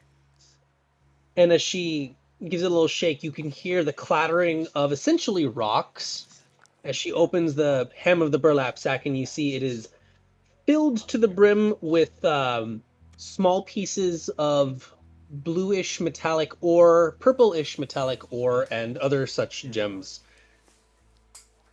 Take it from the inside. Yep. Would I recognize the ore at all? The blue ore you recognize as something Lou had gathered from the Great Old One's cave, and he was quite excited about. Ooh, Adamantian. And the purplish ore is the one that you and Straight had plucked off the walls when you went into the Underdark to rescue Meshuda. Mm, Which you never identified, by the way. that is true. Haven't had the chance. Sorry, are you talking to, sorry, were you talking to me? Nope. Mm, Okay. Um, huh. Is that all that was in there? No more like zombie dogs. I did not notice anything else inside of it, no. Cool. When we're done with this and make our way to the thrones, I will gladly split this with the rest of you. I mean, if you want to. Indeed. Okay.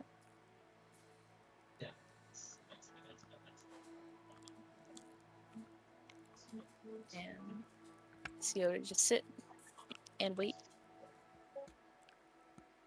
think about things. Okay. Meshuda, as you are still tinkering in the repair shop, uh, what did you get? It was like a 27, right? It's really high. Mm-hmm. Yep, 27. Over the course of an hour, after you finish, like an hour to make the tinker's tools, and then more time passes as you start gathering the scraps and taking apart the most rusted pieces of metal, Cleaning them. slowly polishing them and fitting them together. You are able to salvage a few of the more motorized pieces of essentially leg protection, and you start hooking it up with a series of tubes connecting them to the power source for your Mizium apparatus. And as it connects, there's a hum in the leg pieces, and you can feel a current of magical electricity shooting through them and at a steady, consistent flow. Congratulations, you have upgraded your Mizium apparatus and given it a new option. Which means what? I will which add it to your character sheet slowly. which means you are about one third of the way Could to could I making the could, full armor suit of Iron Man. could I add? Could I spend more time to make the rest? That would take you another hour. You've already spent two. Hmm. I mean, there's nothing really going on, right? I mean, no. Uh, okay, It depends on then if I'm you stay with this, connect with the party or not. what? It depends on if you want to stay with the party or not. Well, okay, so Lou still has a sending stone, right? I believe so. Okay, I'm gonna say to Lou, uh, hey Lou, You don't have the other one. The Sioda has the other one. I can I make one that connects to their frequency? Frequency, like it's a walkie-talkie. I was about to say. I was holding The ma- myself. it's magic. Or you The can same just go out of out, the take the other one that Sioda has, and talk to Lou. Or you can do that, which is easier. Well, well, hang on. How far are they from the workshop? Um, you didn't see them, but you'd imagine that considering you have a tendency to go far off the beaten path, there's probably a good amount of time before you find them again. Okay. Um. Do you have the spell of sending? Yeah, I'm trying to look. Is sending in the artificer spell list? Sending is a third level spell, and it is on the Bard, Cleric, and Wizard spell lists. Yeah, but usually it doesn't show on like a basic Google search. I'm looking. So you said second level? It is a third level spell. It is not an artificer spell. Damn it. Could do I have message? Yes, but that has a range of 120 feet. Is it a cantrip? And I think you have to see the target.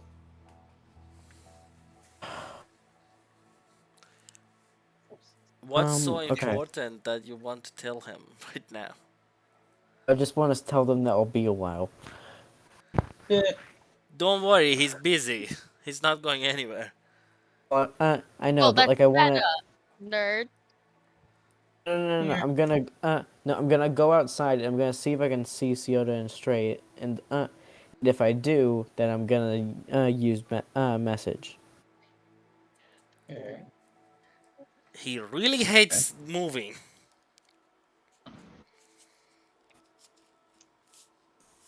I'm building Iron Man. Why would I want to leave? slowly but surely. This is my shit right now. Well, this is I Mashuda's shit.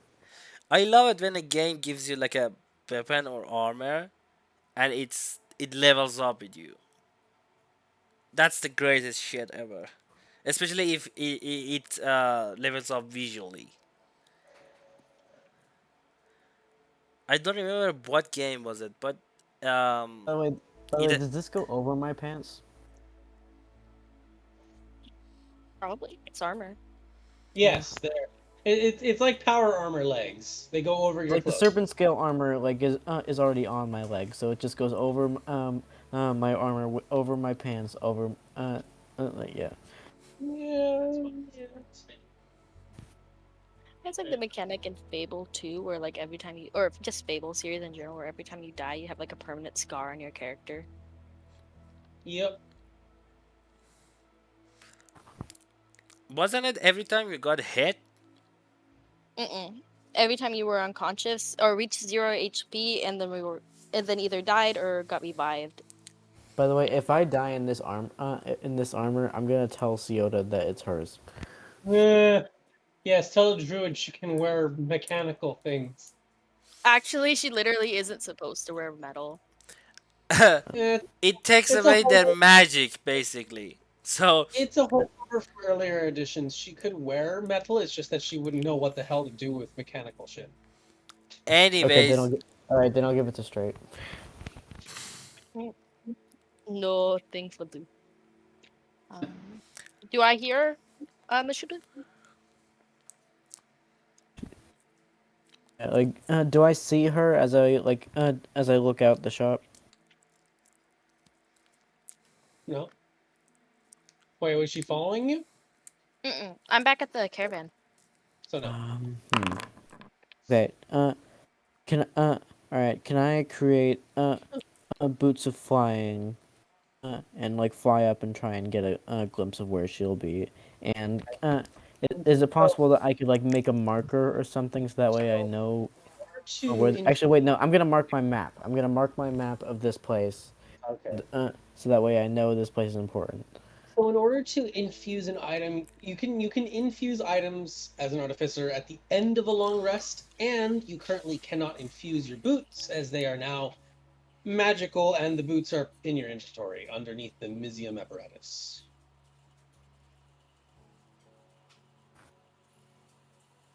Hmm. I can't infuse these boots like they're already magical. Okay.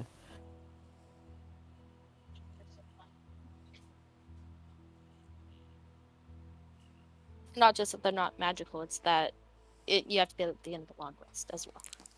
Yeah. I So mean, in I've already taken a long rest. I just haven't used any no, You can't infusions. just take at a the long rest and do it end at any point of the day. at Yes, the you've end slept of in a your long life. rest, you can infuse items. So, like, if I want to make an infusion, I'd have to take another long rest right now. Yeah, and you declare it while you're taking the long rest. That this is what my character is doing while we're having this long rest. Yep. Oh, okay, I get it now. Here. Okay. Wait. I got it. I'll send my homunculus out. doesn't he Like, have like a range limit? I mean, I sent it with Ciota that one time. I don't know if it has a range. It doesn't have a range limit on that guy, but he can't communicate with you. You can't see through his eyes or something. Thought I can. It's look at the you have the information. Look at it, I'm nerd. looking. I'm looking. I'm looking. Oh no. The most insulting insult Omnia has is nerd. The most insulting insult. Okay. See, I'm allowed to say it because I am nerd too. No, We're all nerds. but Playing yeah, Dungeons and I've done that at work too. I'll be calling like these like guys who've been working on like mechanic like with cars for like 30 years. I'll just call them a nerd. which is basically what they are. They are car nerds. You get reported to HR for bullying. I'll just be like, "There's a note right here, you nerd." So The if homunculus servant can move and use its reactions on its own. Uh, the homunculus gains HP when you cast the mending spell on it. It follows your commands. There is nothing you are not able to see through its senses or hear through its senses. You are just able to command it if you can see it, or you can give it a long-standing order, and it will follow it to the best of its ability. You can write a message, then give it to the guy and tell him go find Yoda. Perfect. Okay. So yeah, I'm good. So I'm going to yeah. Can I have parchment on me, right? Yeah. Okay. So I'm gonna write a letter in parchment to Ciota, basically saying, Dearest Yoda and Straight and Lou, uh, uh, I've found something that could help us on our journey, and in order to complete it, uh, I will be busy for a long while. If you need me, I'll have my homunculus lead you to you. Uh, Sincerely, Mashuda. Ixo, Ixo. Yep. Yeah, actually, yeah, add that too. Oh my god, okay. Uh, Made a mistake.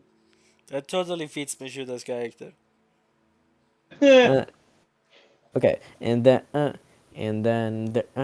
I give it to the homunculus and have it go and search for Siota. The, Okay. I'm surprised you didn't say it, but I was about to. I was expecting you to seal it with a fucking red lips kiss. No, I just roll it up like a scroll and tie it uh, It's a because link like to I Mishida's don't think I MySpace have an account. envelope on me. Like, I just have the parchment and a thing to tie it with. Okay. Okay, how long does it take for the thing to find it? Uh, you won't know that. Oh, right. Well, Okay. All right. Then I'm gonna get back and feeling relieved. Mashuda will head back into the shop and continue working. make another Tinker's tool check. Actually, hold on. Before you press the button, let me just check something really fast. Pretty sure like it doesn't it continue the rule that I had before. Nope. You could use your Mizium apparatus to attempt to cast the guidance spell on yourself for an extra D4. Let's do it. Just putting that out there. All right. DC 12 Arcana check. Okay. Ooh, baby. Okay. I hope you didn't just waste your nat 20 on an Arcana check for a cantrip. Roll your Tinker's. I hope I didn't either. Waste that D20, the nat 20 on guidance. I got guidance and flash of genius and my inspiration dice. Let's do Uh, this. do you have it? Do you? Oh, you do. Okay. So yeah, roll Tinker's tools with a D4. Drum Oh roll. yeah. Like, should I roll the d4 first, or should I roll the Just Tinker's do, tools? do the Tinker's tools first. Okay. Drum roll. 14. E with the D4. Okay. 16. And then, what's the inspiration? Is that a d12, A right? D12, and it changes the base die. Sorry, what? It adds to the base, so just roll the D12. Don't worry about it. Just roll the D12. I thought you meant like it changes the roll I got. No. It changes the base roll by adding to it. So in theory, if you rolled an 8 or higher on the base and you rolled a D12 and you got a perfect 12, that would change the roll into a nat 20. Okay. Ooh. Thank you, Okay. So DM. 18, 20 plus 8, 28 total on the Tinker's Tools check there. Okay. Another hour will pass. And I'm gonna do a little some. Okay, sounds good to me. What's next? The arms, right? But like, don't I already have fists on me from the Mizium?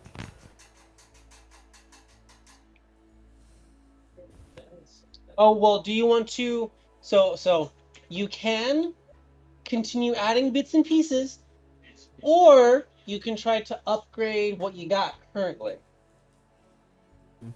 Well, I'm probably gonna add some like extra like armor from like my arms, considering like it's just a lab coat. Oh, And then the Mizium apparatus is essentially a magical backpack with a pair of gauntlets attached, and the gauntlets are basically the spellcasting focus that let you do the magic thing the Mizium apparatus does. Okay. Uh, So I'm you're wearing serpent scale armor, and that covers your chest and your biceps. And then the Mizium apparatus is the gauntlets and the backpack. okay. So I'm gonna probably upgrade it and also like increase the like probably the power and the cover it gives me. So you want to upgrade the power source, the gauntlets, or the legs? Mm. Oh, what? Well, considering would upgrading the power source like give me access to more spells, or would it just give me possibly like a boost somehow? It would give you a boost it would give you a power boost to spells you are casting, but it still follows the same restrictions. You, Okay, then and what if I upgrade the gauntlets?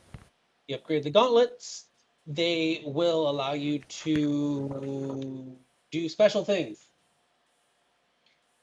Uh, okay, so I'm probably gonna upgrade the gauntlets, then see if I can add some kind of armor like around my neck and part of my head. So we'll Not focus on gauntlets right now. okay, but yeah, I'll uh just the gauntlets right now. And arm guards.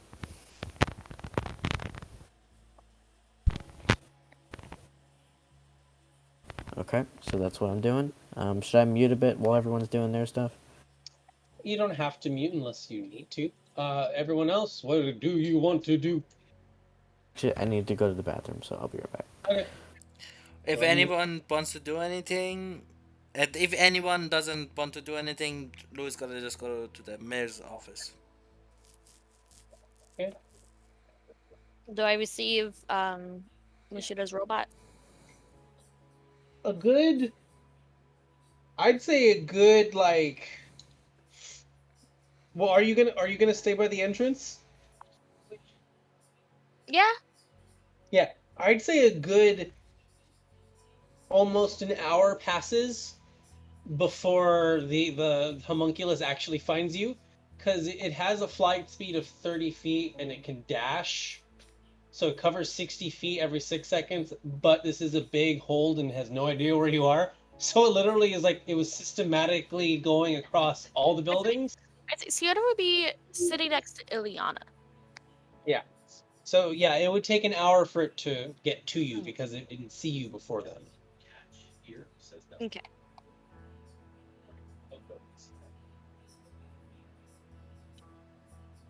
But yes, you do get the letter.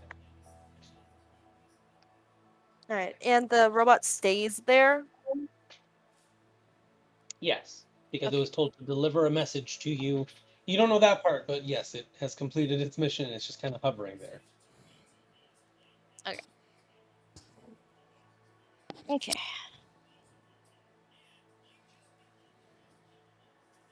Um.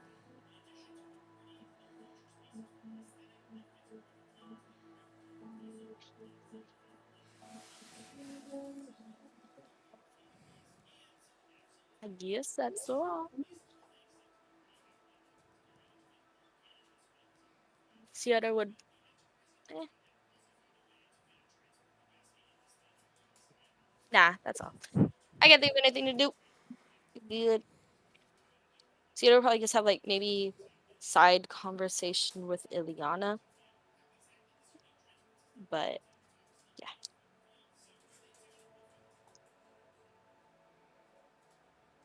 Okay.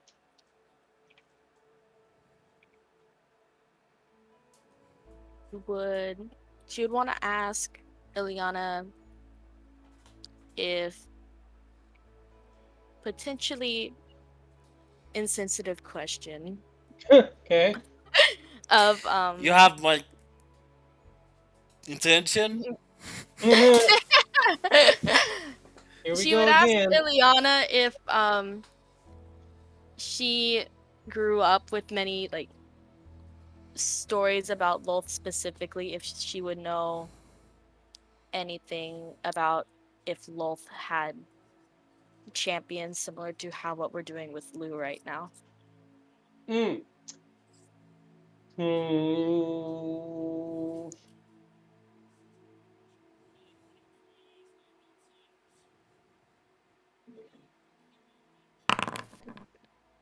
Hmm. She would look at you very intently, and she looks over your, especially your facial features and the way that you're used to it, in the way that people tend to do with confusion, because you are very clearly either the shortest halfling or either the shortest drow or the strangest halfling they'd come across, because you're a mix of both. And she would look at you and she would say, well, there are attempts, and I have been lucky enough to maybe hurt their attempts to try. But they are getting more restless nowadays. And I'm sure at some point they are going to succeed regardless of our efforts to stop them. Does she even register confusion? Does she know what confusion is?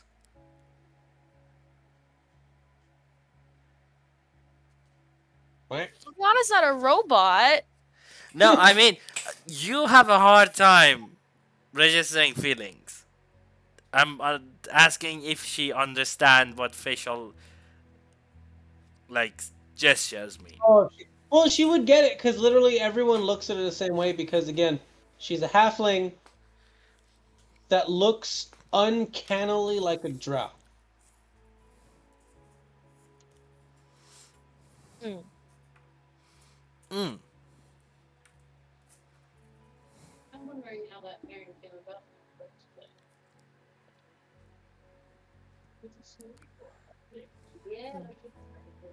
I'd ask if like somebody like that were to, I guess, arise again.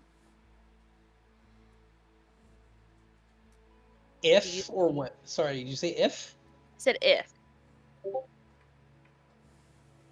said if something like that would like arise again, would it be obvious or No. Generally, champ ascension rituals or whatever they like to call them are well kept, and the ritual rooms themselves are warded with enough magic to make your skin go numb. okay? Because you'd imagine that if one god starts having champions, all the other ones will too. It's like a like in a balance of power way. Yes, and because that's what happened during the war. So if Luke ascends, do you think other gods would try to keep it equal?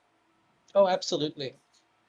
Once, if he finishes his ascension ritual and he is not interrupted and he's not killed, eventually someone will notice and the truth will leak out, and Lolth is going to be quite open about her attempts because not much point in hiding it when your competition already is using it.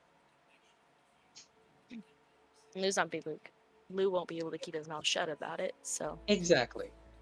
I noticed that. do you think all this stuff about how he's been lately would affect his chances? She goes silent, kind of scratches the back of her neck. Well, I'm not privy to the imaginings of a god, but I would assume that if you are a paladin of a god of life and protection, turning into a blood-soaked monster and going on a killing spree, or trying to, wouldn't be well received as candidacy. Stain on the record, so to speak. That makes sense. Yeah. Yeah. So you'll probably just kind of go back into sitting in silence for a while.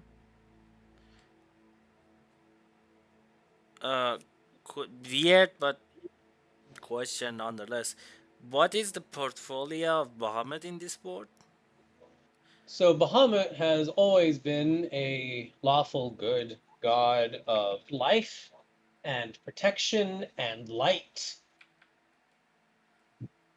So the same thing happens in this sport. Yep. Life, protection, light, and war. Yeah, war. I had to double check that one. Life, Like the protection, noble light, parts of and war. war.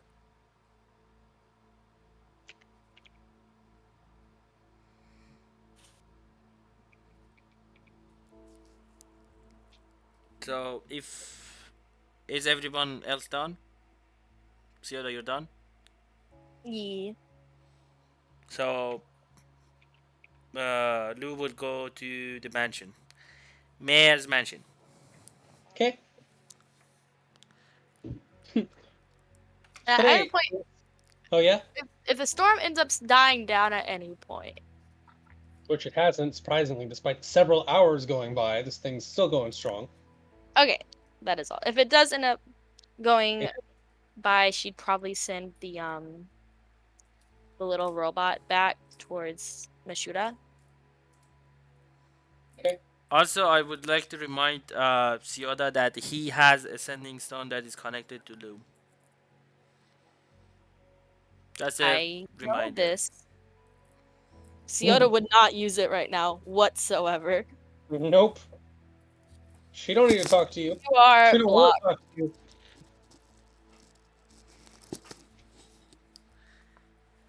Mayor's office. Okay. Go to the mayor's office, which is located near the top of the city hall.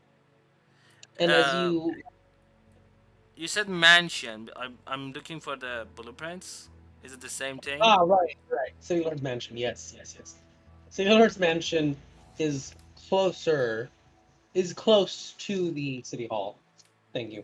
Um, the doors would be locked. This time enforced with magic as per the arcane lock spell. I would like you to make a strength check to force the locks open, as it is possible to. It's just difficult for most people. Hold on a second. Difficult for most people who don't have belts of giant strength. But hey, you Uh, could. question: would dispel magic help? Yes, actually, it would. Would you like to cast Dispel Magic on the door? Uh, nope, because I don't have spell slots. Oop. Well, there's always force.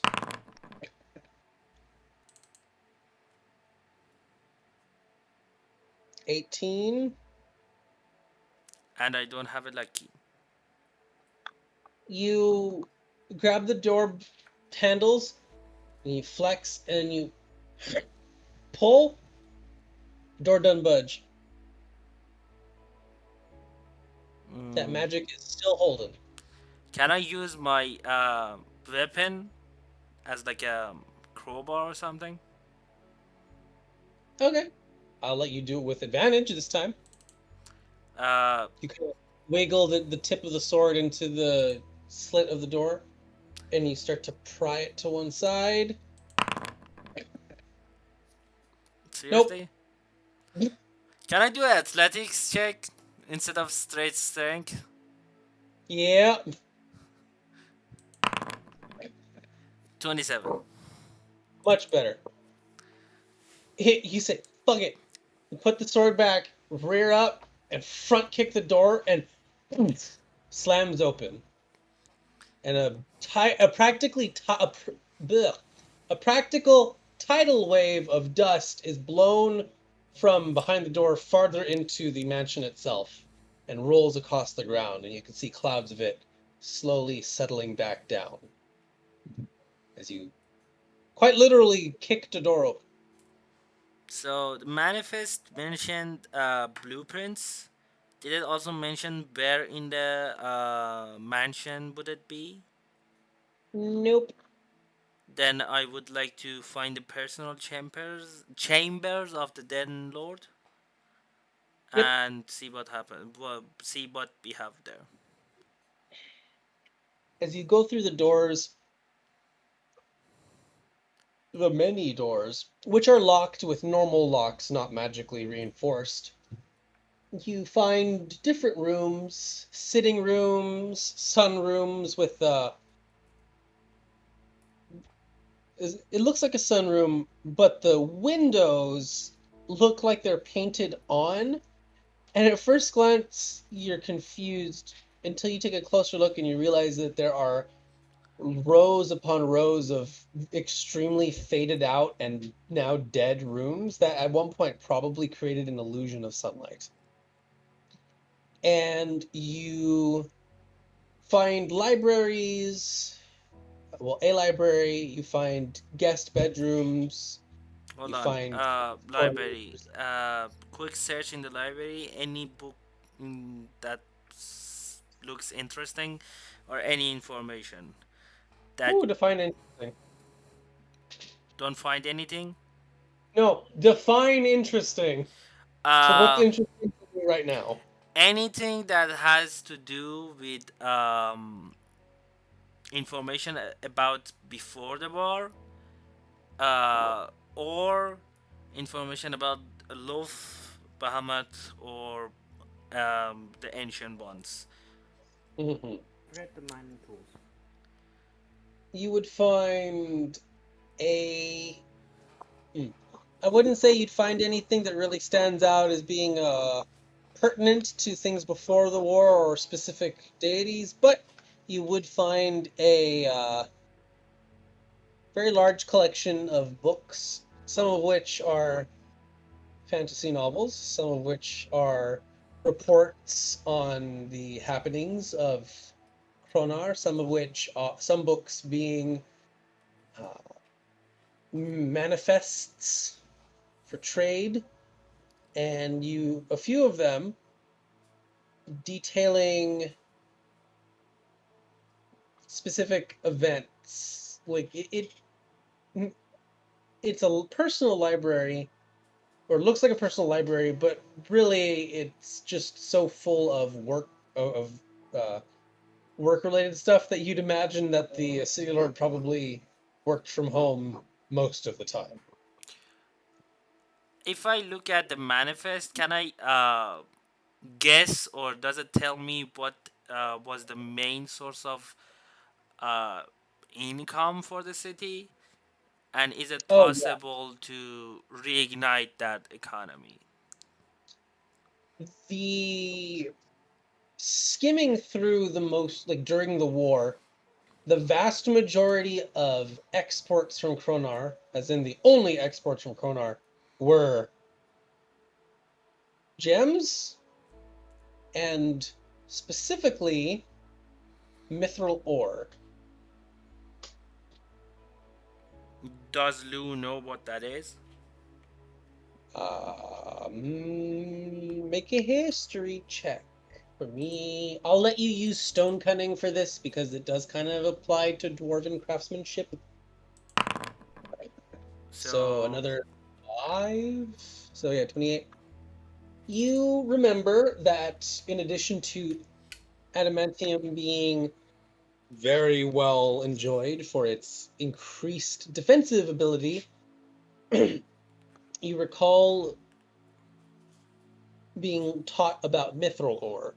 Mithril is a magical metal similar to adamantium, but instead of the heightened defensive capabilities, it is used to create uniquely light weapons and armor.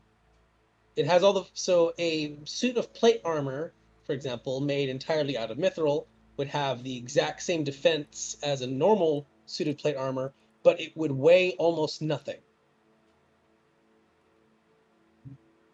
Hmm. Interesting. Is It it was the typically by elves. It was widely used by elven populations, and it did catch popularity in the old Dwarven Empire because it is extremely useful for other applications as well. uh does the record show that mine is before the city just died suddenly 3 years before the war? Mhm. What was the reserve of the mine looking? If I'm able to guess that or find that in the information in the library or the information I have seen in the actual mayor office. You would see that skimming through the different. Yeah, actually, just the most recent book would probably have a couple would have like a decade's worth of trade information on a monthly basis, and you would quickly find a trend that the mines yield a consistent amount every 3 years, and on the fourth year it yields less, and then it takes a couple months for the production to pick up again. And you can easily imagine from historical studies of your people that generally that falls in line with, okay, we made a new, so basically 3 years pass, they strip the entire mine, and then the fourth year is devoted purely to expanding the entire operation. And so this falls in line with that. And so it seems that for those 10 years, it was the mines of Kronar were very consistently providing high yields of metal ore and gemstones. And then on the fourth year, they would need to expand all the mines. And then the next 3 years would be the exact same production levels. And the last year on the book is the second the last year where when Kronar was just well, when the people of Kronar left or whatever.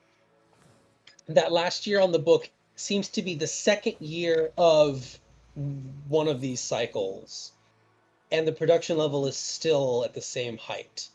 So you can imagine that either they managed to completely strip it and evacuated everything, or given the note you discovered in the clerk's office that said that they are breaking in, Kronar will fall soon, the mines were probably still going strong up until the people were invaded.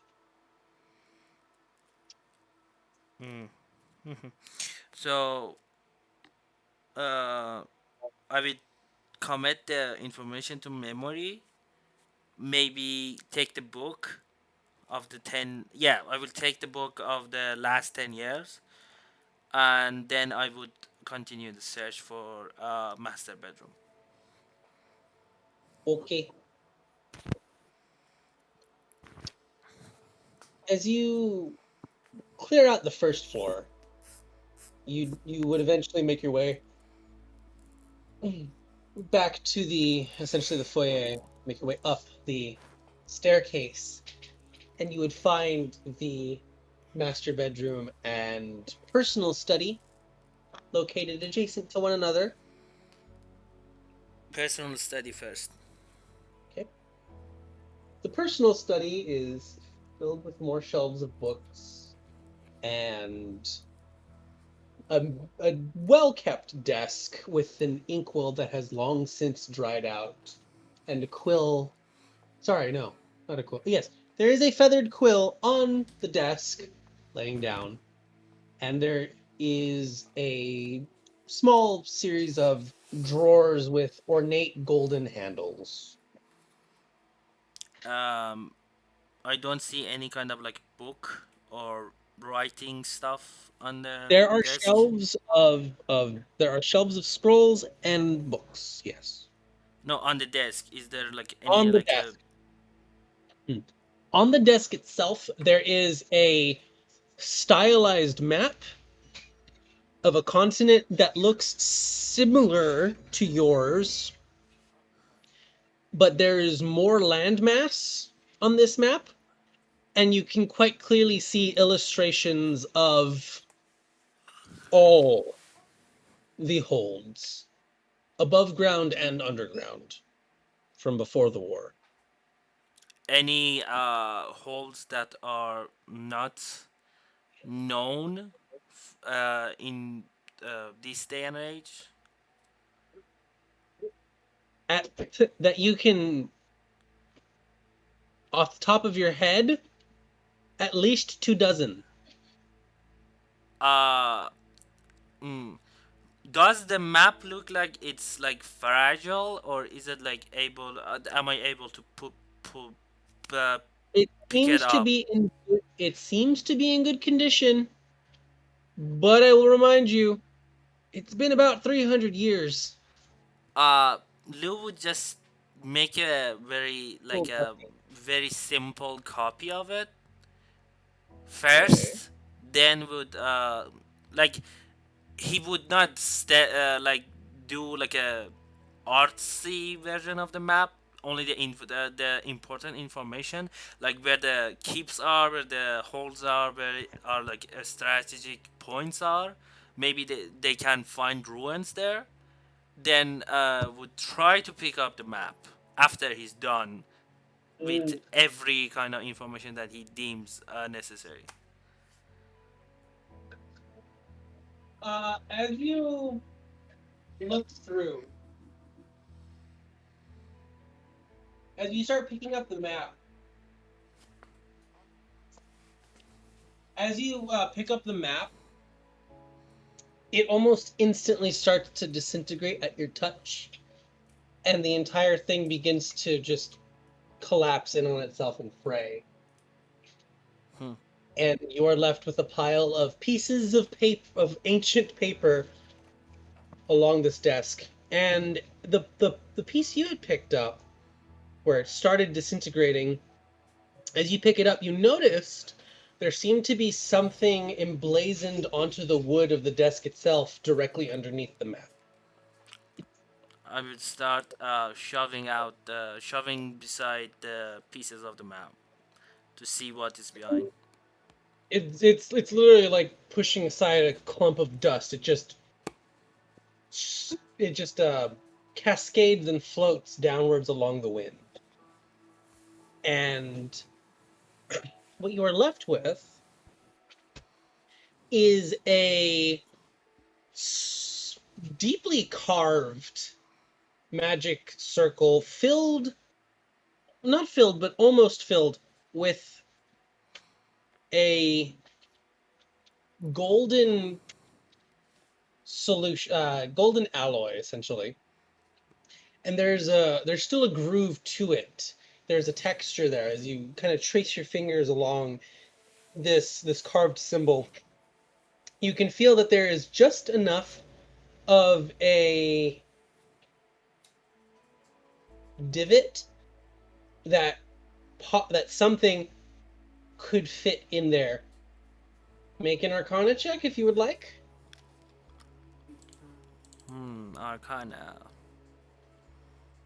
Uh, I haven't used it so much. I don't even know where it is. Yeah, there we go.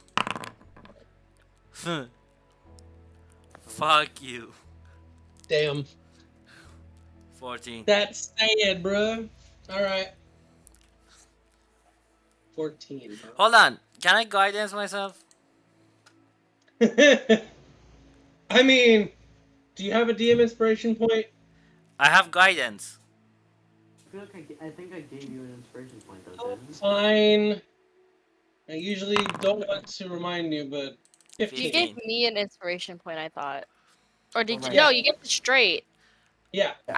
I earned mine. Haha. yeah. Yeah, you earned yours by scaring every living being in a 100 meter radius behind, centered on you. By the way, hey guys, I just wanted to say real quick, I'm getting really tired, so I'm gonna head out for tonight. And let me Okay. know Okay, what bye. let me know what else happens, and And TLDR, ruin is ruin. Eh, yeah. By the way, take Timber, I care. think one more thing I'd want to work on is probably like adding like a something to my goggles, like some way for them to like zoom in and out of places so I can see better. Like maybe have more lenses or something. You want to connect your goggles to your apparatus? No, I just want to see if like there's glass or something that I can do to as like make some mechanical addition to my goggles. Roll your tinker's tools for me with guidance. Yes. Do I have to roll another d4 or is it the same d4? Another d4. Always a fresh d4. Got it.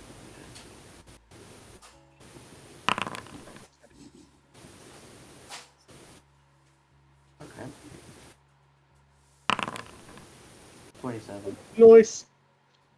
All right, I will write your results in. And you'll see them tomorrow. All right. Good night. Thank you. Take care. Sleep well.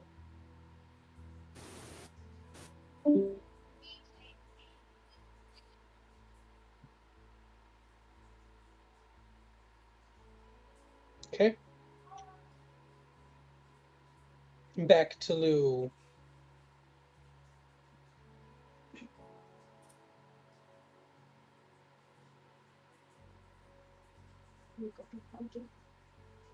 Lou, what did you want?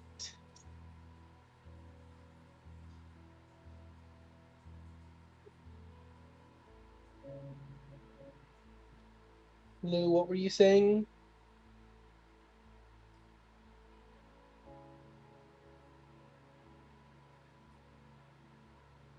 Moo! Rip.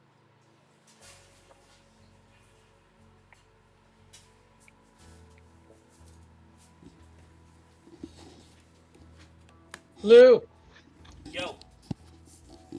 what were Um. you saying? Uh.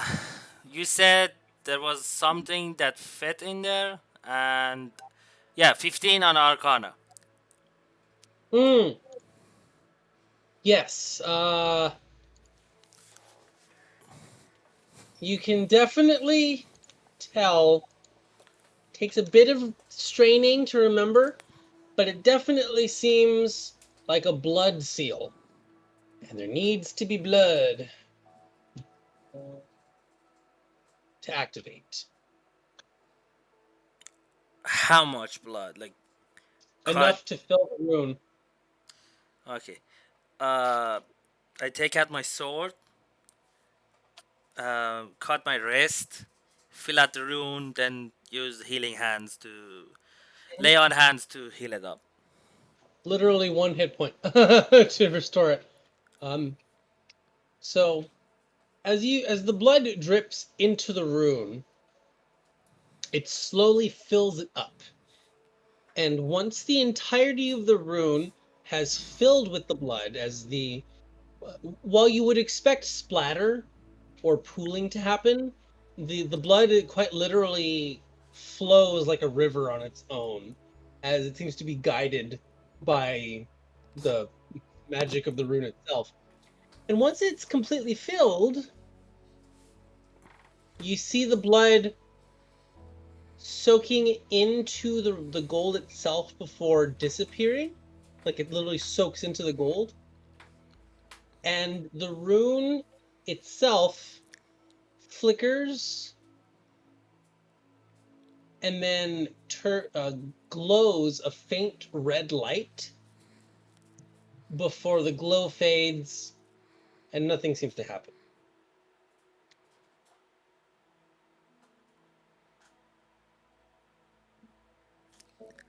Uh. Hmm.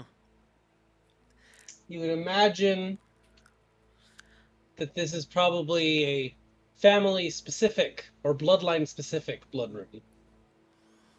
Hmm. I guess. Let's just find out who was the mayor first. I'm going through. I'm gonna go through the drawers on the desk to Mhm. see if I can find the diary of the Den Lord. The drawers themselves do not budge, and they are magically reinforced. And as you pull on them, instead of a blue glow, similar to the front doors, which had the arcane lock spell, these glow angry red. Can I force it, or is Make it a like okay? Make it what? make an athletics check. See what happens. If you're gonna use guidance, you call it now. Otherwise, it won't count. You know what? D4. D4.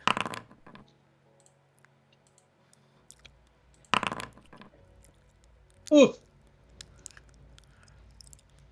You give these things a yanking. I need you to make a Constitution save. Hold on. Is that a nat one or is that a 13? That's a nat one. No, it's a 13. It's a 13. So 15. 15 total. So con save. Mm-hmm. Fuck.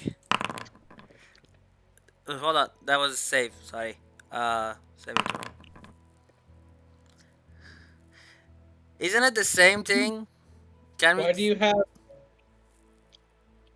Why The did you roll it twice? the first one was a check, so I was like, that check should be Oh, safe. yeah, it should be a save. But it's the same modifier, so the It first is the one. same modifier. Okay, yeah. So 24 total because you're paladin stuff. You grab hold of the drawer and you start to pull, and you're feeling good about it because you're like, this is a tiny ass drawer. Surely I'll just break the damn thing like I broke the front door. Until it still refuses to budge, and you feel as the handle shudders in your hand, and you suddenly take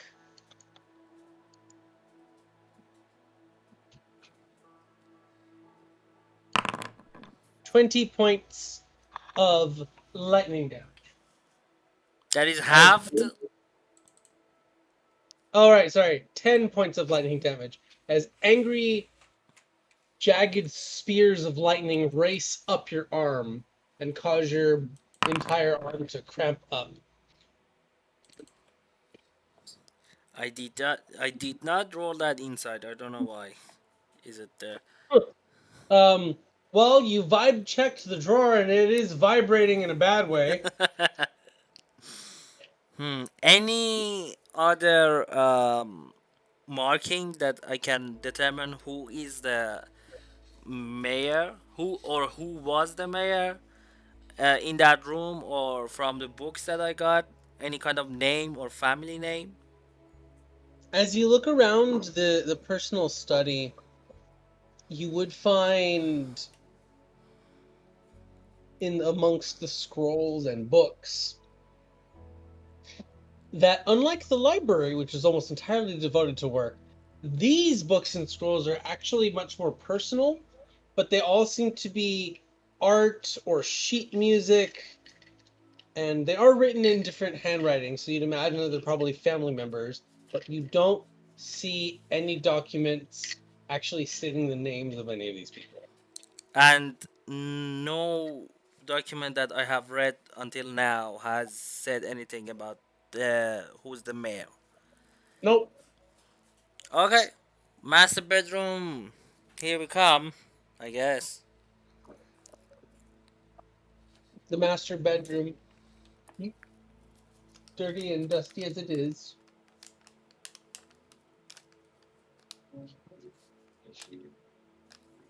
dirty and dusty as it is, has a dresser with a vanity mirror on one wall, a a very long painting on the opposite. Okay, So there's two doors that lead into the master bedroom, one on each side of the room, right? Mm-hmm. Along one wall. In between those two doors is a massive fucking mural of what seems to be uh, an emperor or a dwarven lord sitting upon a throne surrounded by uh, dwarves dressed in noble regalia and with larger than life statues of dwarven kings and with sculptures of we didn't don't recognize at first but realize are quite literally stylized humanoid images of what seem to be the various gods worshipped by the old dwarven empire. As there is a man who looks quite who looks quite similar to the statue of Moradin you saw in the church. There is a statue of a woman similar to the statuette of the Mother of Grey Dawn that you currently have in your possession, and there are others besides. And the one that stands out to you the most is a tall individual bearing uh, armor and a trident, and with the holy symbol of Bahamut upon his chest. Hmm.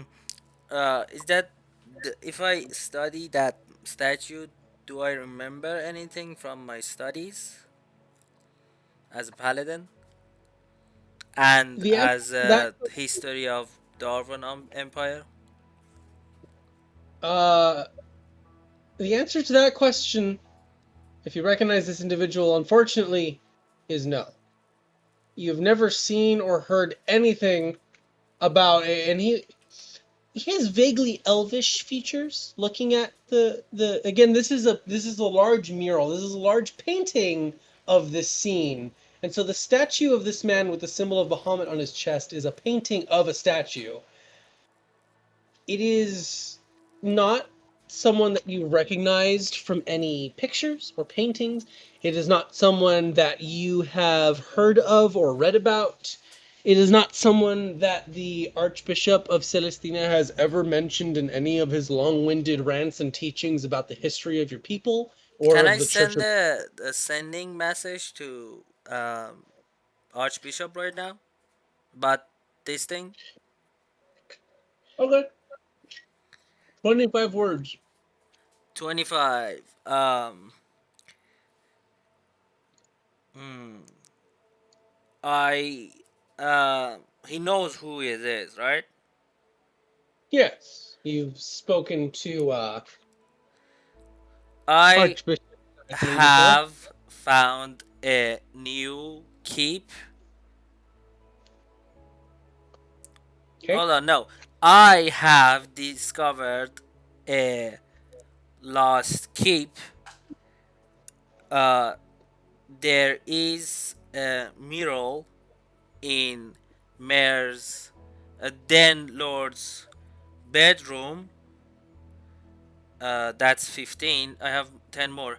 Question. This is still It's is it the emperor in the painting? Can I guess that is the emperor in the painting? yes, Uh, the last emperor of the old Dwarven Empire. uh, Mirror is the last emperor with last emperor. Do you know? Mm, Hmm. no, hold write on. it write it down first so you can count the words better. Take your time.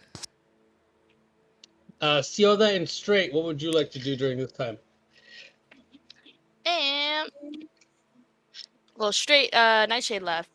Um, Oh, um, mostly just whenever if the storm dies down at any point, she'd probably call or she'd send the little robot to go get Mashida. She'd use her sending stone, contact Lou and tell him to get his ass back. No, the sending stones aren't attuned, are they? They're not. Yeah. No. No, No. no. You never said anything about attuning to sending stone. So yeah, no. Yeah, it's only 3 of them. So, she'd probably give her sending stone to Straight and have him contact Lou and tell him Eh, to get his ass back. we'll come back. If the storm dies down enough for us to continue traveling, The answer to that question is no. It's still going strong as ever, which is becoming increasingly more confusing.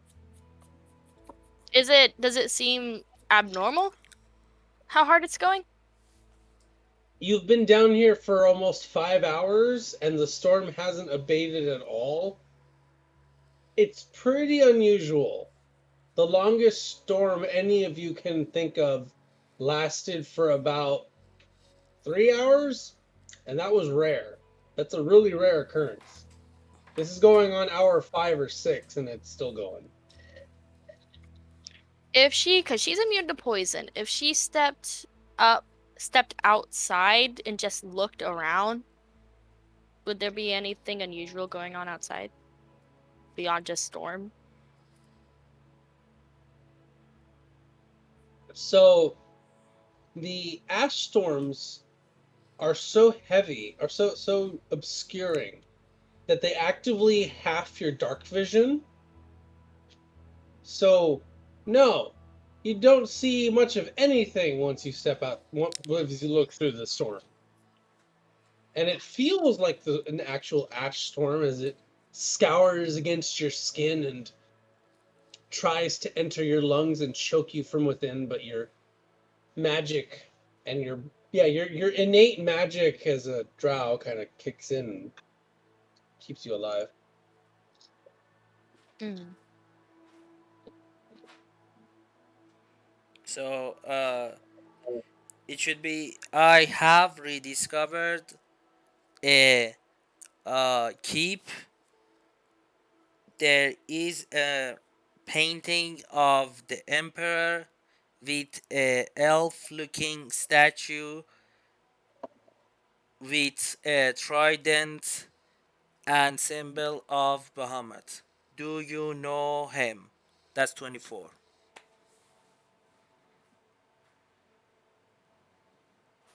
Okay.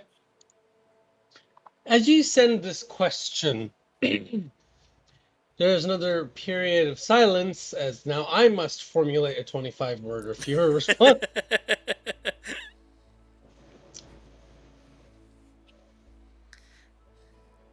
Is it possible if I wild shape into like a bird or something to fly above the cloud and see the size of the storm from That above? would be uh, possible, but ridiculously difficult because you're literally fighting about like 15-mile-per-hour winds.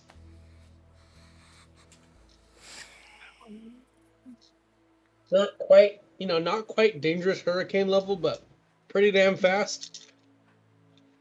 Second question for future reference: if I did a spell like Sleet Storm, does that replace the spell or replace the weather in the area, or does it just add to the weather?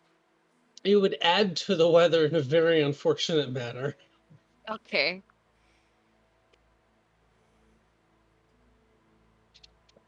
It's basically like adding water to magnesium.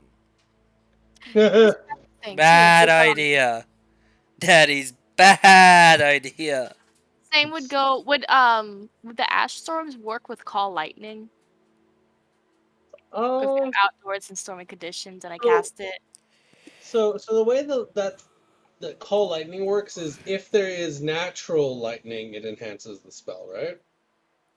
It says outdoors in stormy conditions. Stormy conditions. Here. Well, I guess I do call it ash storm, so I get that. Uh,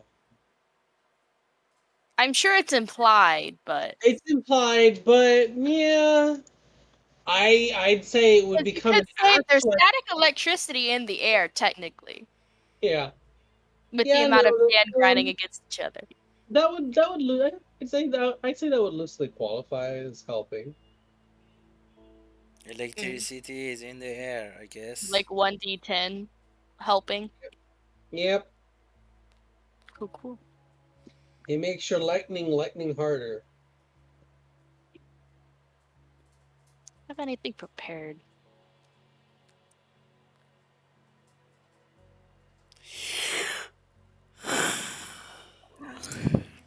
That's fine.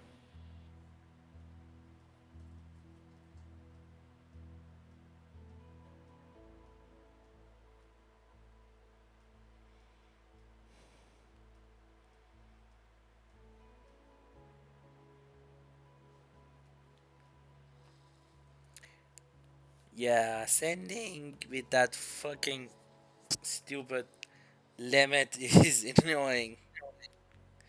Helpful, but annoying. It makes it funny though.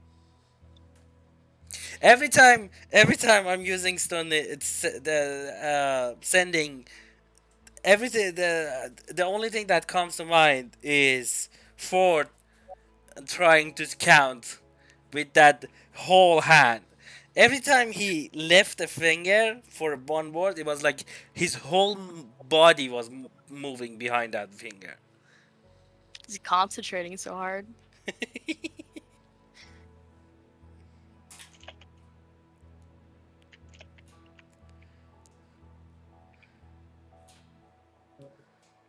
Tromba is Would I have typing that. seen if there are other like tunnels that connect to this whole area?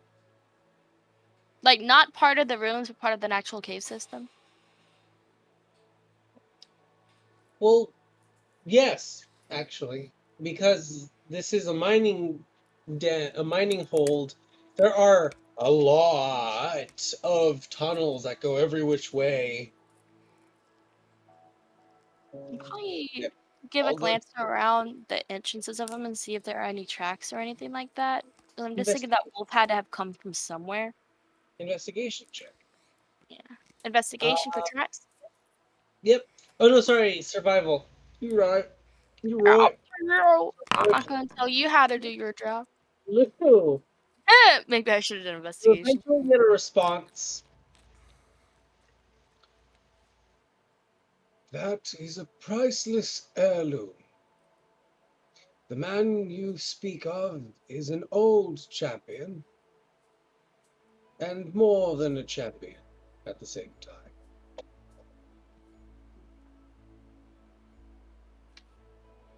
That's And that it. is all. That's it. Hmm. Maybe another avatar. Maybe these. Hmm.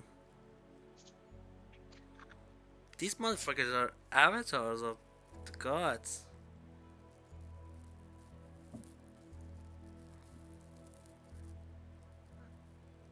Nice, I guess. I give it like a quick salute to the champion of Bahamut, and I would like to search the bed chambers Okay. for anything that can reveal the name of the Den Lord, and Investigate. also that can reveal where the documents like the blueprints are. Mm-hmm. It wasn't You on the study, right? I didn't find anything like blueprints in the study, right? Oh, I'm a dummy. Yes, you did. I thought I mentioned that. There, some of the scrolls were actually blueprints. So I would probably take the blueprints. Okay. Everything that is a blueprint doesn't matter what it is. I'm just gonna take it. Okay. In the portable hole they go. Yeah. I found the mining equipment blueprints, right? Yep. So just looking for Den Lord's identity. As Family would you be better. Family name. right, as you head in, as you look around and kind of move around some of the drawers and the stuff, the contents of the drawers, you would find a make an investigation check for me. Investigation is gonna be bad. Investigation. Do well. Where the fuck is it? Do a good job. 17, I guess. 17. My passive is 17. Oh, no. This is active investigation, not passive investigation. 6. 6. Sorry, buddy. You ain't finding much of anything useful. Just a bunch of old shit you gotta toss around and clothes, like ancient clothes that fall apart and shit. But you can cast guidance on yourself. It's past the time. Yep. It should be before it. Well, for future reference, my Yep. guy. My guy. If I don't forget it, guidance can be very helpful.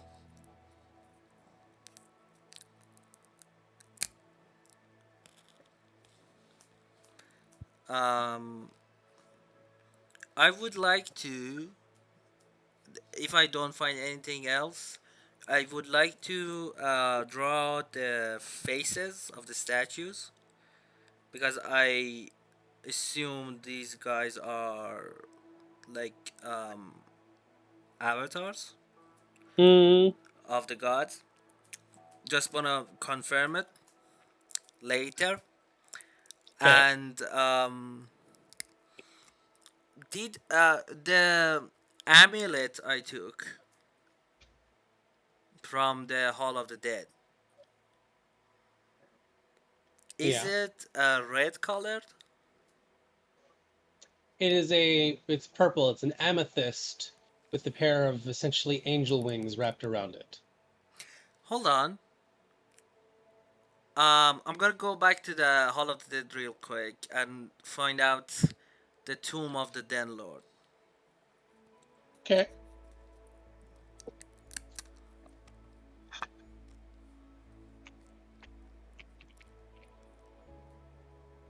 You make your way up into the. You do a nice little jaunt across town, go back up to the Hall of the Dead, to where the three coffins are.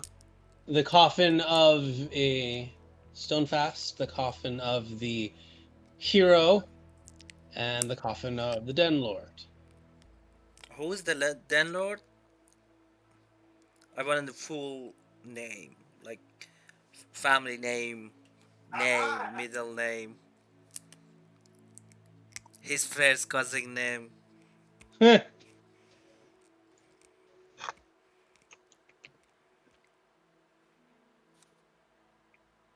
As you head back into the Hall of the Dead and you make your way into that room, again you kind of have to go and kind of just scrutinize the coffin itself and gently, you know, push some of the dust out of the way.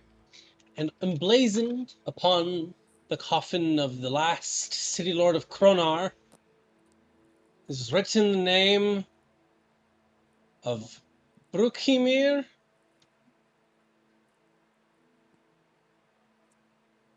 Darkenai.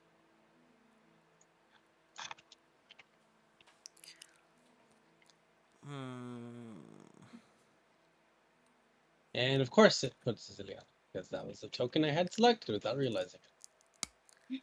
I would like to open the tomb, Okay. the coffin. You slowly push the heavy stone coffin lid until it lands on the other side. and you see the quite dead, pretty desiccated corpse, the old dwarven city lord. His hands, his fingers laced with each other atop his stomach as he lays in eternal slumber.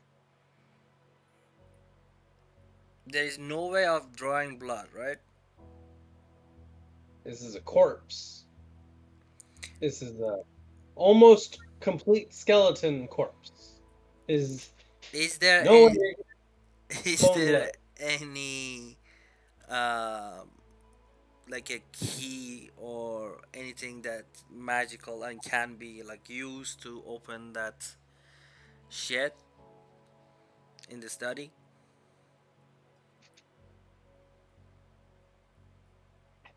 You would notice that underneath the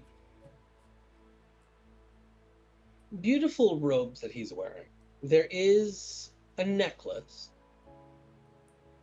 that leads farther under his clothes. Would you move aside his clothes to take a closer look? Uh, Dead body that he is. I'm gonna just move the chain, the slit my pinky finger under the chain and just slowly take it out.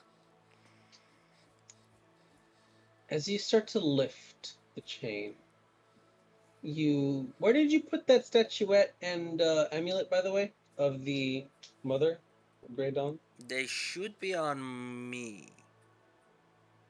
on But my like in the person. portal or on your person?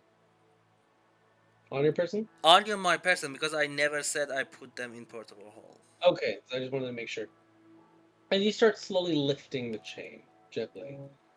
You feel a warm spot building up in the place that you put the amulet.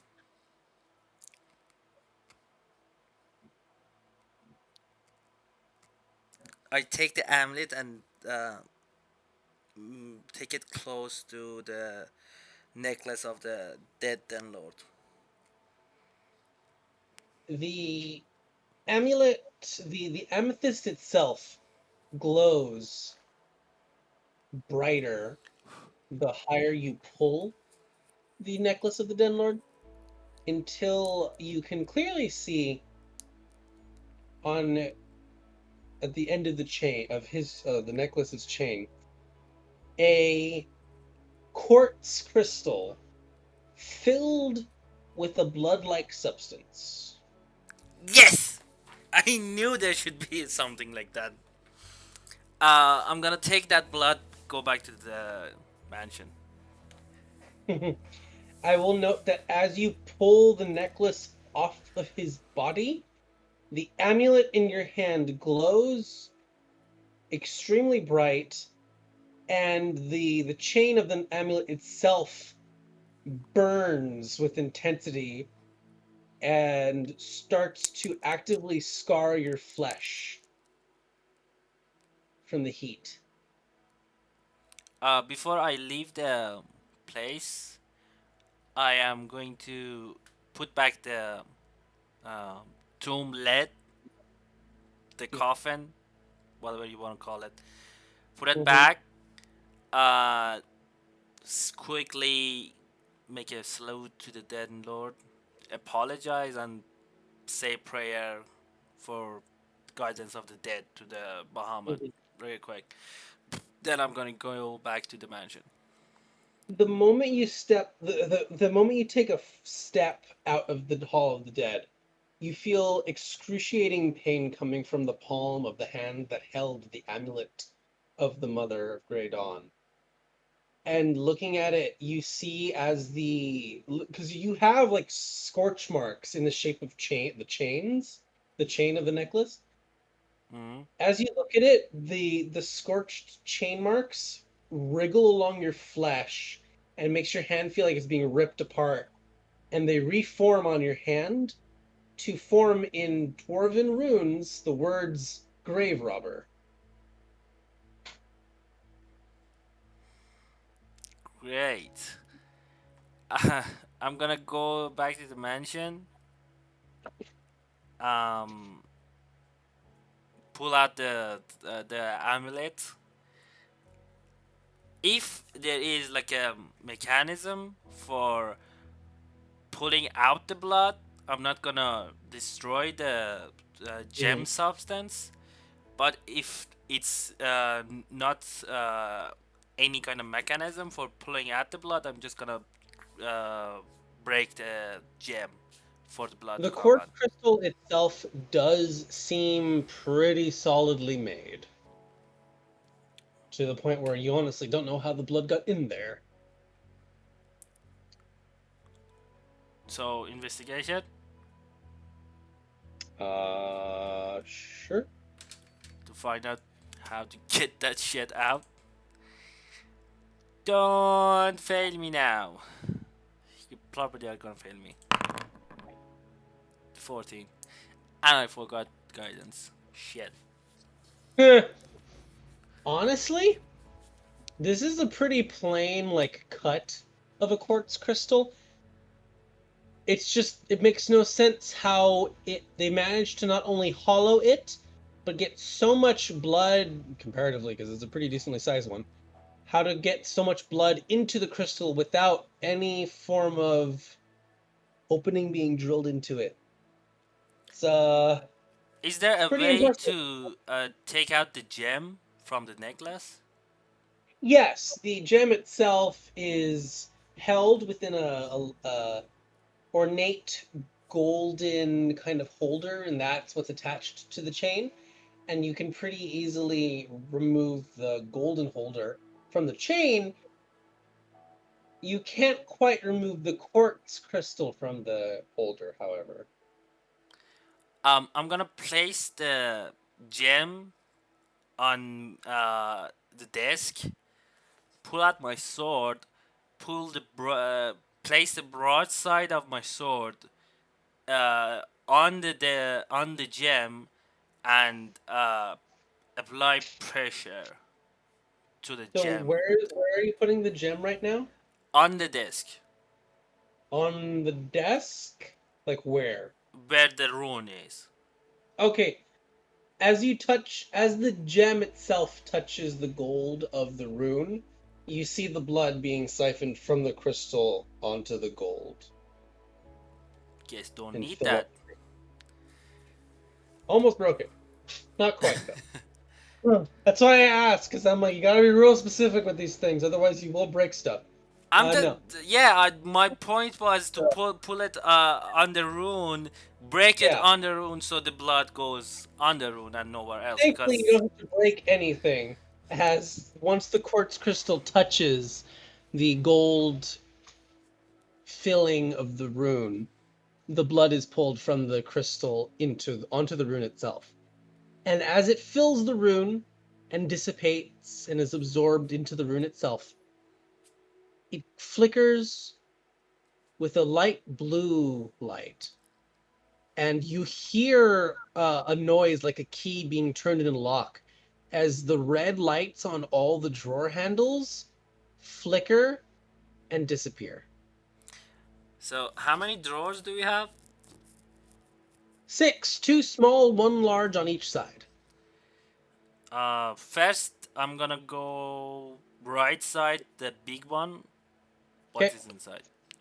The big one on the right hand side holds a large series of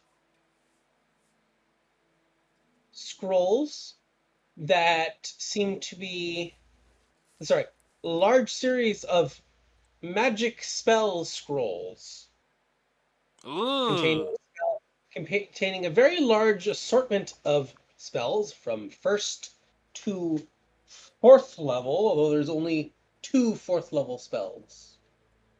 I'm gonna take all the scrolls. Yep. All of them. So there is hold on. There are 4 first level spells scrolls, 3 second level spell scrolls, 2 third level spell scrolls, and 1 fourth level spell scroll. Okay, it's better than nothing, I guess. What about the other big one? On the opposite side, this large drawer holds a rather ornate lockbox that looks more like a miniaturized chest, sorry. And within this chest is a large collection of not only large, like almost yeah, a large collection of fist-sized crystals, gems almost, that look quite similar to the soul crystals, with one key difference. The soul crystals look like crystals and have the same refraction of light as crystals and other gems do. These, while the same size and shape, and then they're pretty large, are actually seem to be holding, sorry, actually seem to be more solid in color. They do not refract light. They're almost like a solidly colored crystalline structure. And there are blue ones, and there are red ones, and there are green ones, and there are they range in size.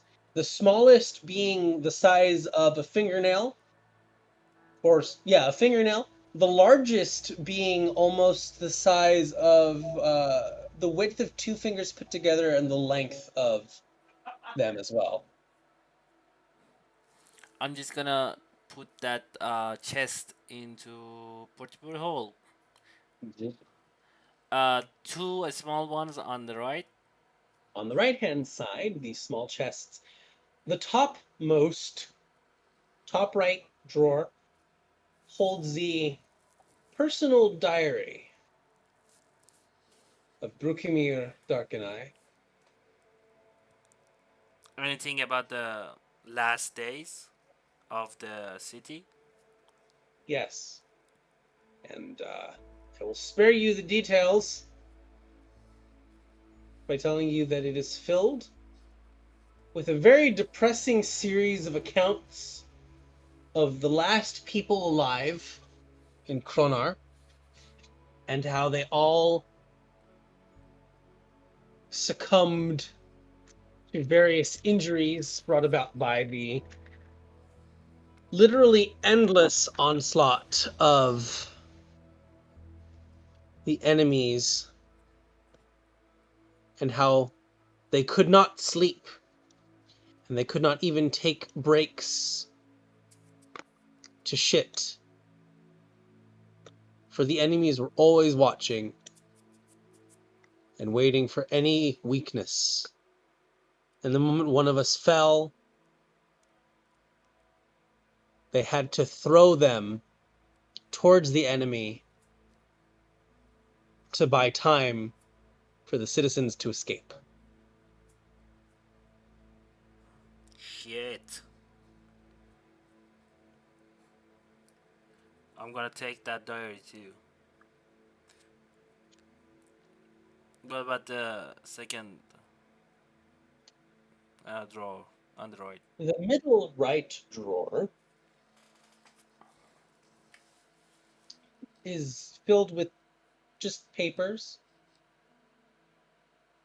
art, pictures, small paintings and pictures drawn in a very childlike way, depicting a family or depicting different things happening in Kronar or around Kronar. Childish drawings of trees and grass and flowers. There are about a dozen of them.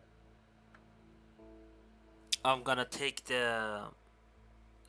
I'm assuming the paper is not fragile as the map because it was protected by magic.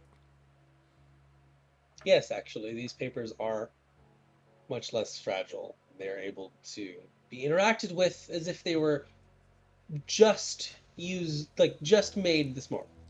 I'm gonna take the drawing of the family, um, and put it in my inventory, and then go for the last two drawers. The top drawer on the left-hand side is filled. Sorry, not filled. Has a robe and a mask. A very plain, unadorned iron mask. That's ominous. I'm gonna take the mask out, investigate it, search for anything weird. I mean, investigation or Arcana. They are both the same shit, so uh investigation, let's see what happens. Cool. 7. Well, in the drawer you do find a mask that is, and to clarify, the front part of a mask, and then on either side of it, spread out, are a a cloth sort of fabric. So it's literally it would fit over your head, and the front part is like an iron mask, and the back part is just a cloth. So for ease of removal. Can I put it on? Sure, What happened? nothing happens. It is a cold iron mask.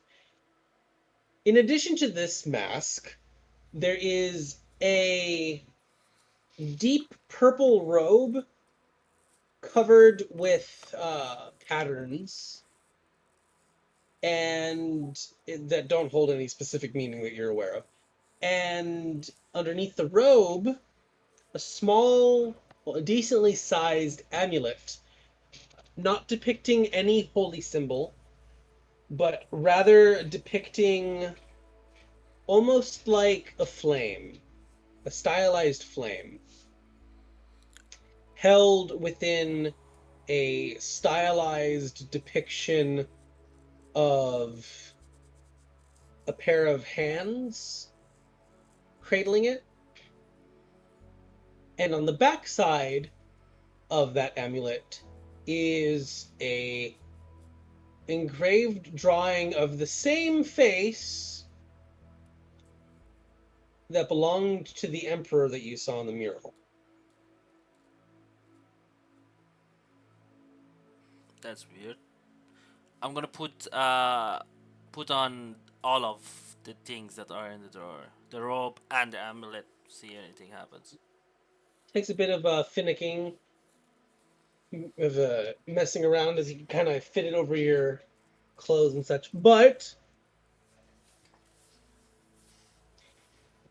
as you put it all on, as you put each piece on individually, nothing happens. But once all three pieces are worn, you feel very clearly a hum of magic coming from all pieces that you're wearing. But it's a almost untethered sort of magical sense. It feels similar to an unattuned magical item. Interesting. Um. So what was it? How was tuning work? Can I untune one of my shit? So it takes an hour to attune to something, and you you're already attuned to three things: the short sword of life stealing, the Yeah. wakened dragon touched focus, and the belt of fire giant strength. So you would need during an hour, over the course of an hour, you can attune to these three items as one item because they count as one, and in exchange you lose one of your current attunements. Before we do that, let's see what is the last one. Last drawer. In the middle drawer on the left hand side, it is It is a series of very tiny rolled up scrolls that look like letters. Sorry, envelopes. Of a series of envelopes that are addressed to a individual. And as you read through the first letter, you realize very quickly that this is a letter to a mistress. Oh, sexting. Nice. I also take those scrolls. I would like to. Do I have to stand still for on tuning? I mean, yes, yeah, you're essentially meditating over these items as you would tune to them. So, I'm just gonna before we do that, I'm just gonna go back to the Hall of the Dead. Open up the tomb of Mayor. Place the sexting stuff inside. Put back the amulet, Bury him with his secrets. and then place the rolled up paper of the uh, drawing, the childlike drawing, in one of his in between the hands that are clasped So on the as you chest. put the letters to the mistress in there, nothing happens. As you put the now emptied necklace upon his neck, that's like a clasp thing, so you can do it pretty easy. You feel the words on your hand wriggle and writhe and start to fade. And as you put the child's drawing of a family, the words dissipate completely as you cover the coffin with the lid once more. Before I cover it, I will look at the Den Lord and say, "Rest in peace. May you find peace." And then I will cover it. Go back to the main room of the Hall of the Dead and try to tune to whatever this is that I'm wearing in exchange for short sword of life stealing. All right, I will handle that. Give me just a minute. Yes, yeah.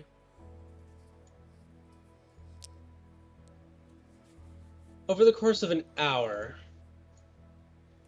you feel your connection to the sword of life stealing dissipate as you feel your soul connect to these three items. And as you do, you slowly feel the function of the items become apparent. And as there is a mirror here, I'm assuming you'd use. There's a mirror here, and as you start to attune, you physically see your body change, and you suddenly seem to be a 6 foot tall human. But you can clearly feel that you're still the same height as always. And if you you brush your hand through the part of your body that's above your head, and it passes through, and you realize pretty quickly that this is an illusion. Can I And control the illusion? you can look in your inventory and observe the Lord's ensemble. Yes, sir. Conceal your face. Screens over the eyes to help you shroud your identity without blinding you. While you wear the helmet, your voice is magically altered to sound genderless. You're immune to magic that allows other creatures to read your thoughts. To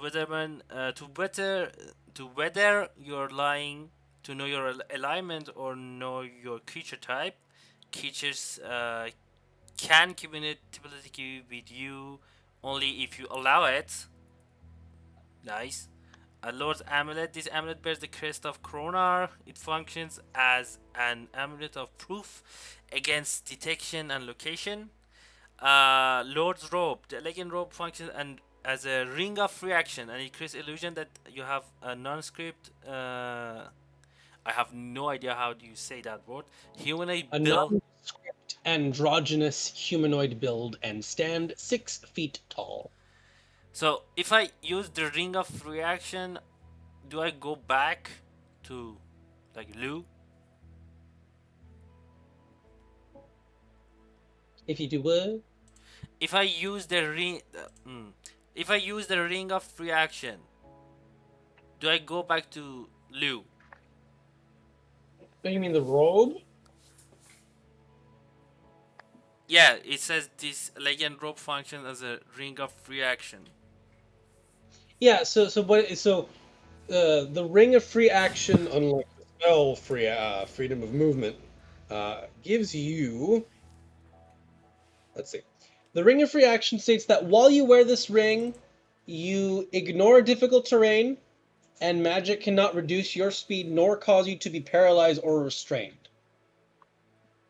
And in addition to these benefits, you also have there's also a permanent illusion on you that makes you look like a 6 foot tall humanoid of androgynous build. But I can't control it. No. It just makes you look like a 6 foot tall humanoid, but it's an illusion. Okay, It this is moves with you. it moves with me. It makes you yourself look Lou goes invisible to support the illusion of a 6 foot tall human. Nice. Uh, I am going back to Sioda with this. Okay. Going back to the other guys. Interesting. It doesn't have any armor class, right? Any what? Any armor. No. Okay. Well, he has his splint armor, which is broken. No, I was talking about Lord's ensemble, but you said Oh, no. I see. No, Yeah, it does not have armor value. Sorry. no problem. I'm a big boy. I can't take it. Yeah. Going back to the group and just acting very normally. Sioda, some time passes as you're talking with Ileana, and Um, suddenly you are approached by a 6 foot tall humanoid bearing a full body robe and a mask that covers their face, staring at just looking in your direction. I did leave at one point to go by the tunnels and like the mining shafts Oh and just right. look So for Lou goes to the pirates. entrance expecting to see Sioda and no one's there.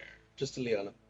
I don't know if I got back by then or not. I don't know what the time frame is, No, but the tunnels would be longer. So okay. let's go attend to Sioda's stuff right now. Mhm. So with the previous roll, you were able to no, you got like an 11, didn't you? I got Yeah. a crap roll. Also, Honestly, not much. also to Yeah. clarify, I just spent 1 hour attuning to that. Yeah.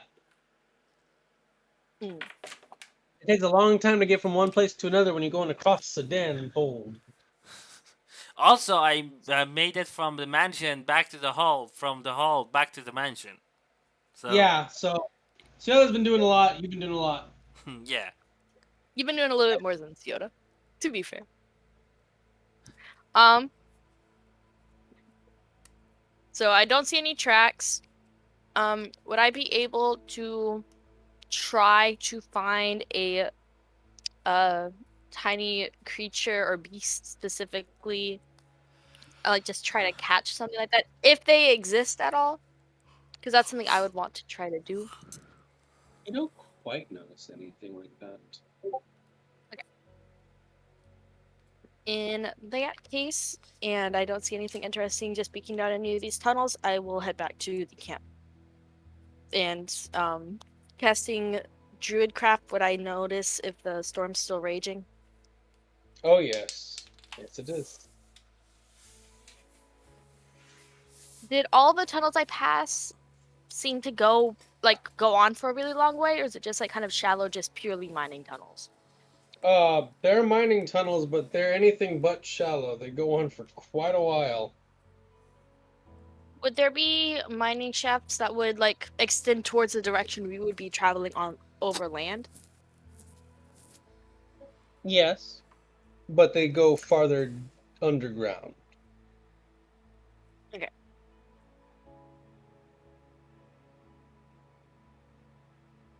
Okay.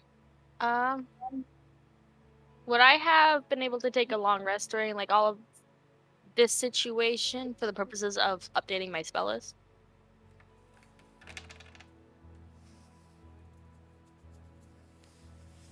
Yeah, I'd say that nothing intense has happened for anyone.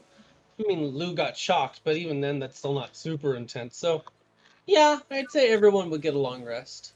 Yay! Because long rest does include just kind of existing. Goofing around. Not Yeah, stream. as long as you're not doing anything innately stressful, you're fine. Okay. I always prepare conjure elemental and then never ever ever use it, so Yeah. it's a I minute to cast. It's I also readied daylight for any like vampire kind of stuff, and I didn't use it until we were fighting those drows in the tunnel, and I used it as a basically a flashlight for straights. no, It you got really good use out of it when we fought all those zombies, the zombie dogs. also that, but the first time I used it, it was not what I was thinking about. So keep that on. You don't know when that's gonna come in handy. It's a purely like light spell. That's all it does is give light. But you're thinking for dealing damage is sunbeam. No, I was thinking maybe if there are like vampires or stuff, that would be come in handy. Yeah, but sunbeam would be even better because Yeah. sunbeam actually deals damage on its own radiant damage. Yes. Sunbeam is an 8th level spell? Sunbeam's a 6th level spell. Oh, never mind. 6th level spell? Yeah. Which I basically will never able be. I will never be able to Just get cast. good, scrub. Scrub. I'm a paladin. I'm a mixed martial Sunbeam. caster class. I just get Sunbeam. fifth. Sunbeam is the Kamehameha wave. I get up to fifth level, right? Yep, that's the max. That's the max for a mixed martial caster Also, class. question for future reference. Is Druid Grove going to be I won't know until I cast it, I guess maybe, but if I cast Druid Grove, is that one of the spells that's very strenuous because the earth is dead? Yep, Okay. it's You creating a lot of spell effects that involve it needs nature to happen. There ain't much of that around, so it's gonna be extra difficult. Mm. To the same degree as plant growth or no? I would like to remind you, plant growth is a much lower leveled spell, and that still has a chance of instantly killing you. But so plant growth is a worse. permanent spell. Druid growth's only for 24 hours. It's 24 hours. If you cast it every day for a year, it becomes permanent. And Yeah. plant growth lasts for a maximum of a year.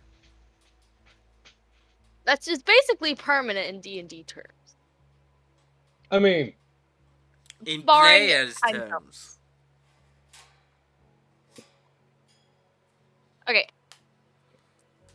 Anyways, do you get back? Yeah, I'd start heading back, but I would also like to prepare commune with nature if I can find it. Okay, there it is. Okay. And I don't need Morty Award. Um, another. Why the another. path?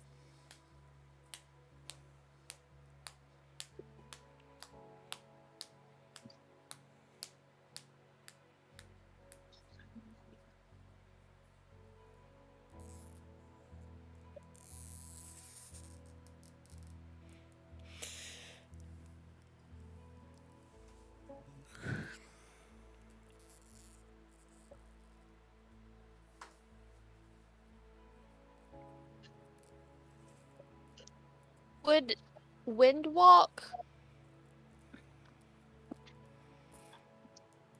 Yeah, wind walk doesn't make us immune to poison. Nope. Nope. Okay. If you center a spell on a moving shed, does it move with the shed? Or Mm-mm. Only if it specifies. So a good example of a spell you could use, Umnia, is Warding Wind. I was looking at that too, and I did prepare it, but it would be like a 20-foot circle, and I didn't think that would hold everybody, including the moorbounders. And it would only last for 10 minutes. Oh, I see. Oh, Windwalk actually would help. But we'd have to be tanking the poison damage. Um, it turns you into literal wisps of cloud. I'd say that you don't have to breathe if you're made of air. also, can I get But my you full HP back? I Oh, did a yes, wrong rest. return to 60. So would that go the same for like gaseous form and stuff like that? Gaseous form would be more difficult because I know that spell gives you a very low movement speed, and you would. Doesn't it say you can be dispersed? Um,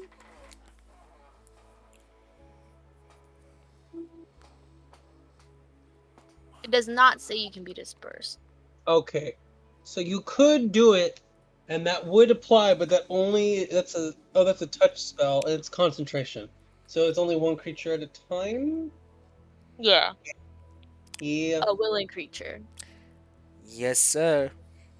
So you and Meshuda can both do gaseous form, so that you could turn any two people into clouds, and just I will say that if you do something like gaseous form or windwalk, and you went up into the ash storm, the storm would carry you pretty fucking far during that duration.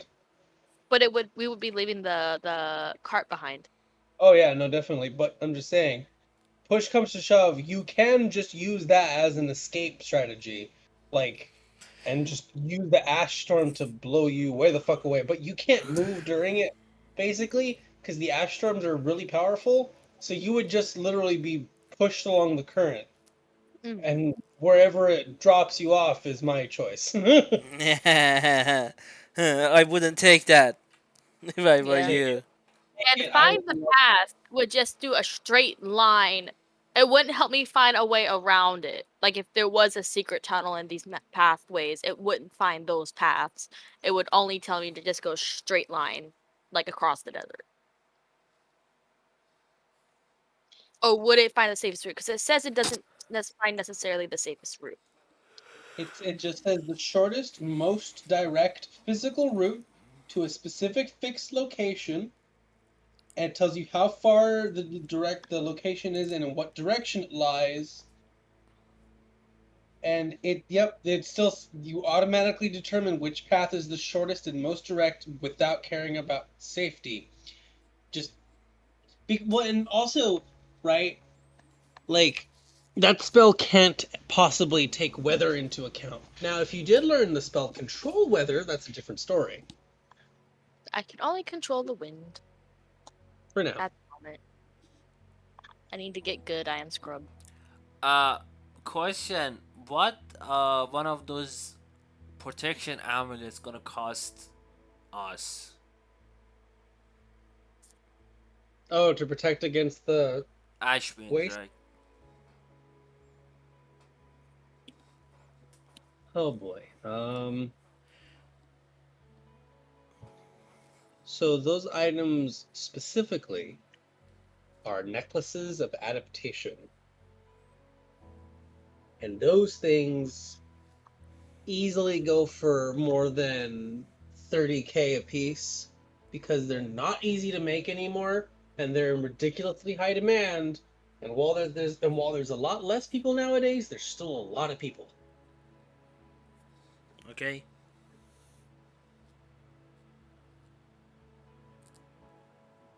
So when I get to the caravan, is Siodo back by that time?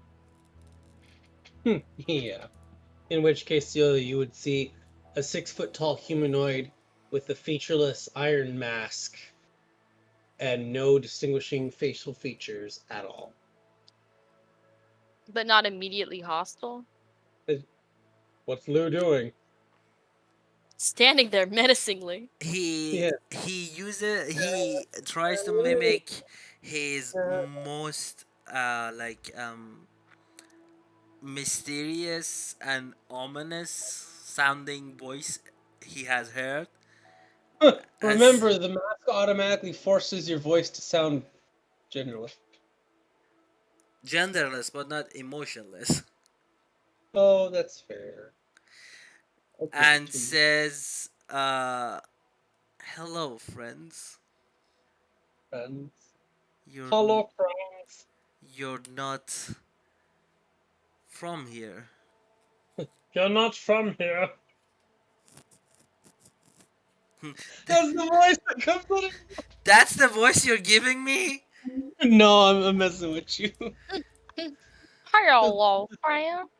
Oh, that's a that's a drunk the Texas cowboy damn. you're making. I feel offended for me. I was talking to Omnia. Oh, wow. Uh-huh. 'Cause I'm Like, Texan. no, the But he's voice you were making was like drunk wow. mixing. So no one is gonna answer me. Hmm. Well, Sierra would hesitate. Hold on, I'll just look around for a minute. But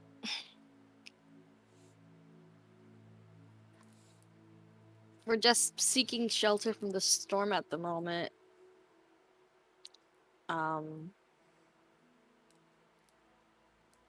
do you live here? I don't. Oh no, I am but a ghost of this city and its people that have died many years ago. Hold on. Would you I'm like thinking to about know the that. story of the city? Can I insight check him? Because I was already detecting magic and I couldn't find any necromantic magic whatsoever. Absolutely. Nope. Fuck. Nope. Yeah, You I gotta do can't the. even beat my the passive deception with that.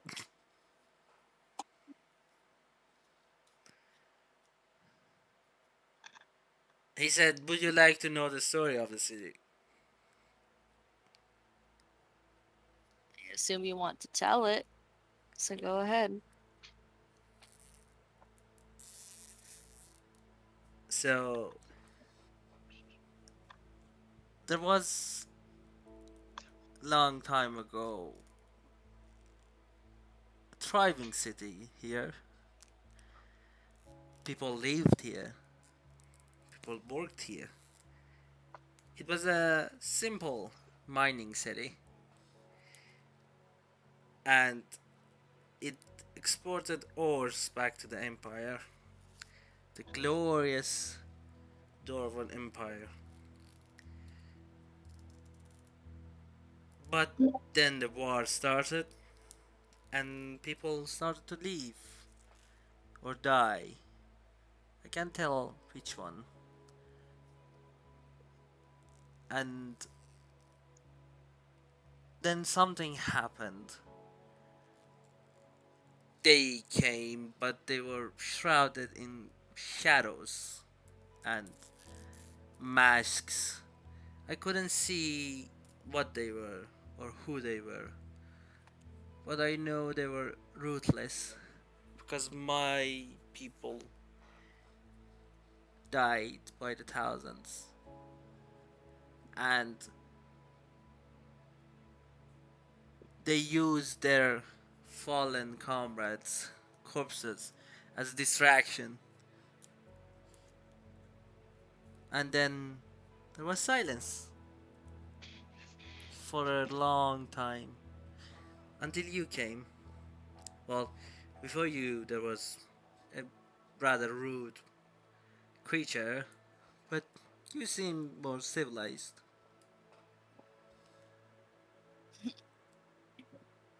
First time I heard that one. Okay.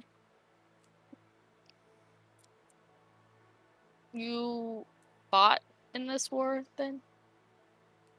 What? Did you fight in this war? No, I'm a ghost. I'm the ghost of the city and its people. I Oh, you're like can. all you're all of them then. Yeah, I can't do anything but watch. Are you at peace?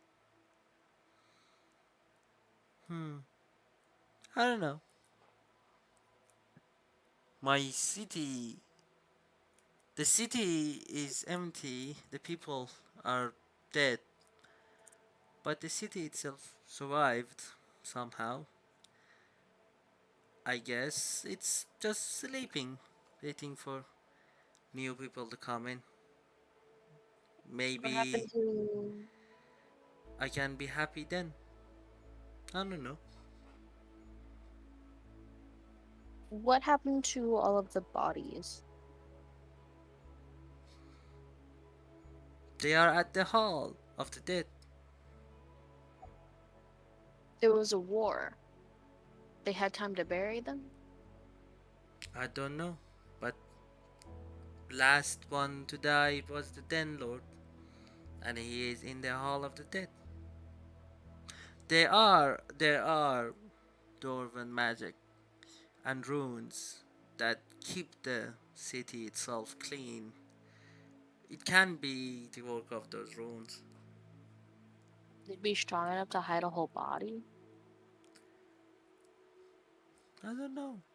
They were curious people, these dwarfs. They are not really magically attuned, not like the elves, but they are creative, you can say.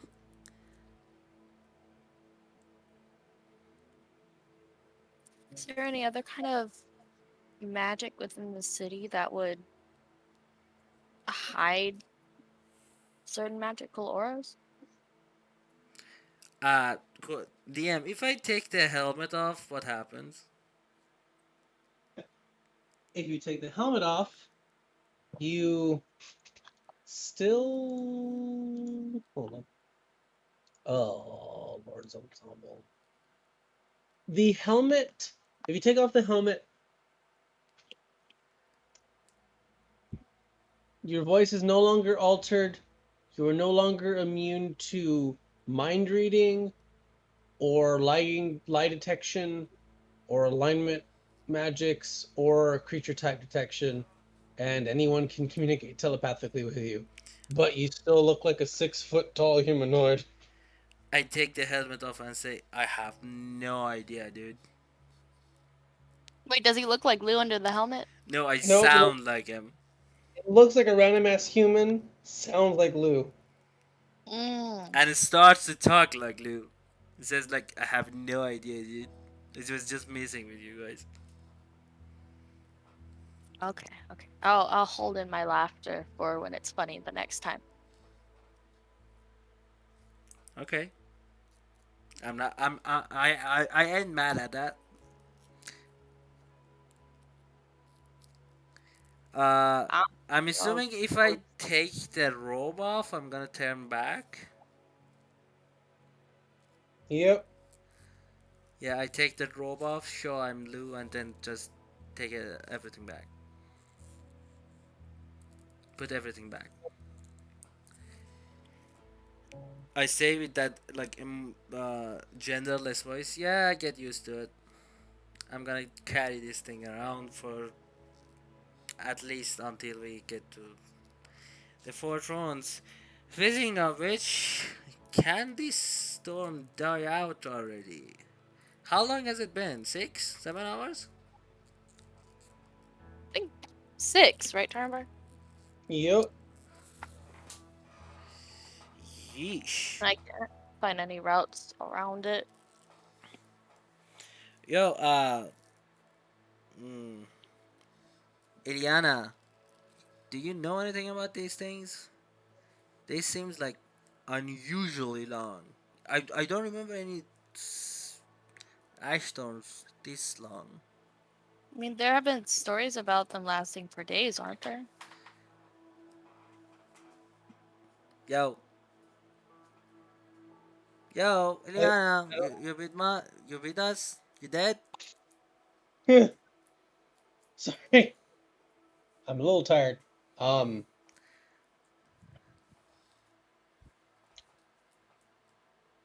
near the beginning, near the after the war had ended, there were storms that lasted for much longer than any nowadays. I don't see why they would start going back to that intensity again. Hold on. Why were they so intense at the at first? Well, have I I wasn't born during the war. I was born after it had ended, but from what I understand, as part of the measures that were taken to fight off the invading enemies, and because the enemies kept coming and much magic was used and much destruction was wrought, it created many natural disasters such as hurricanes, and those magically created hurricanes tend to last for a very long time, and that caused a ripple effect like dropping a stone into water. So there were ash storms that lasted for extremely long times. Is the ice storm outside magically created? She looks at it again. I, in all honesty, I have no idea how to check, but Yo, Siada, don't you have detect magic? I do. Have you checked it? The storm? When I had cast detect magic earlier on the like by the wolf corpse and all that, would I have been close enough to get the sense of the storm as well? so you did see that the necromantic energy around the undead creature was being eroded away by the ash storm. The Mhm. ash storm itself has no magical residue because the entire thing kind of eats away at magic. Yeah. So it is just pure wind. Uh, so the ash storms themselves are pure wind and ash, but you can imagine that they can be caused by magical means. It's just that, I like, wouldn't sense that with detect magic. nope, Okay. because you can only If sense things that are happening with if Lou walks up to the storm and casts dispel magic, what is going to happen? you cast dispel magic and nothing happens. Okay. You lose a spell slot, I guess, but that's it. Definitely not magic. Guess we are camping here today, guys. I want to say boys, but we have girls, so guys. Anyway, I'm beat.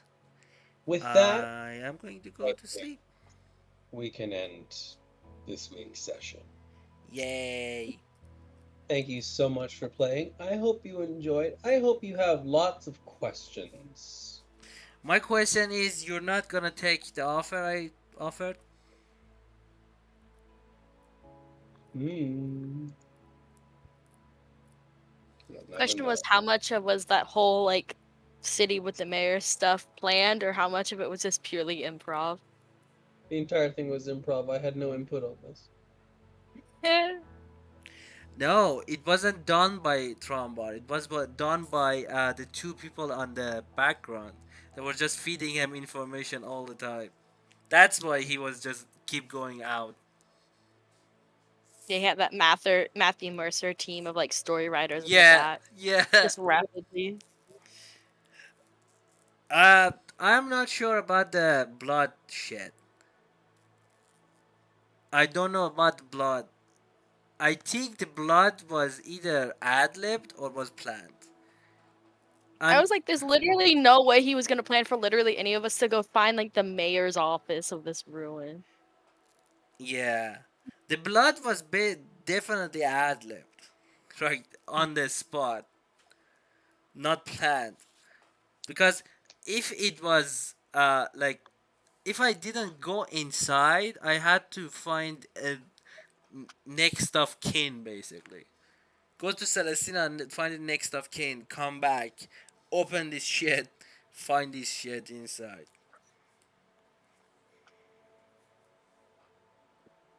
That's good Anyways, stuff. yes, he is very good at what he does. We come back, it's still raging storm. We're just like, well, guess we're gonna sleep here for a whole another session. He's gonna kill us with that. We are gonna be trapped on a Kill den slowly. without any kind of getting out and Sounds any like a kind of good food. idea for me. I'm kidding. I would never. That's a Rocks will terrible. fall. We will all die. Rocks fall, everyone dies. Thank you all Se- so much for playing. I'll see you next week. Bye bye. Bye. Peace off. Peace.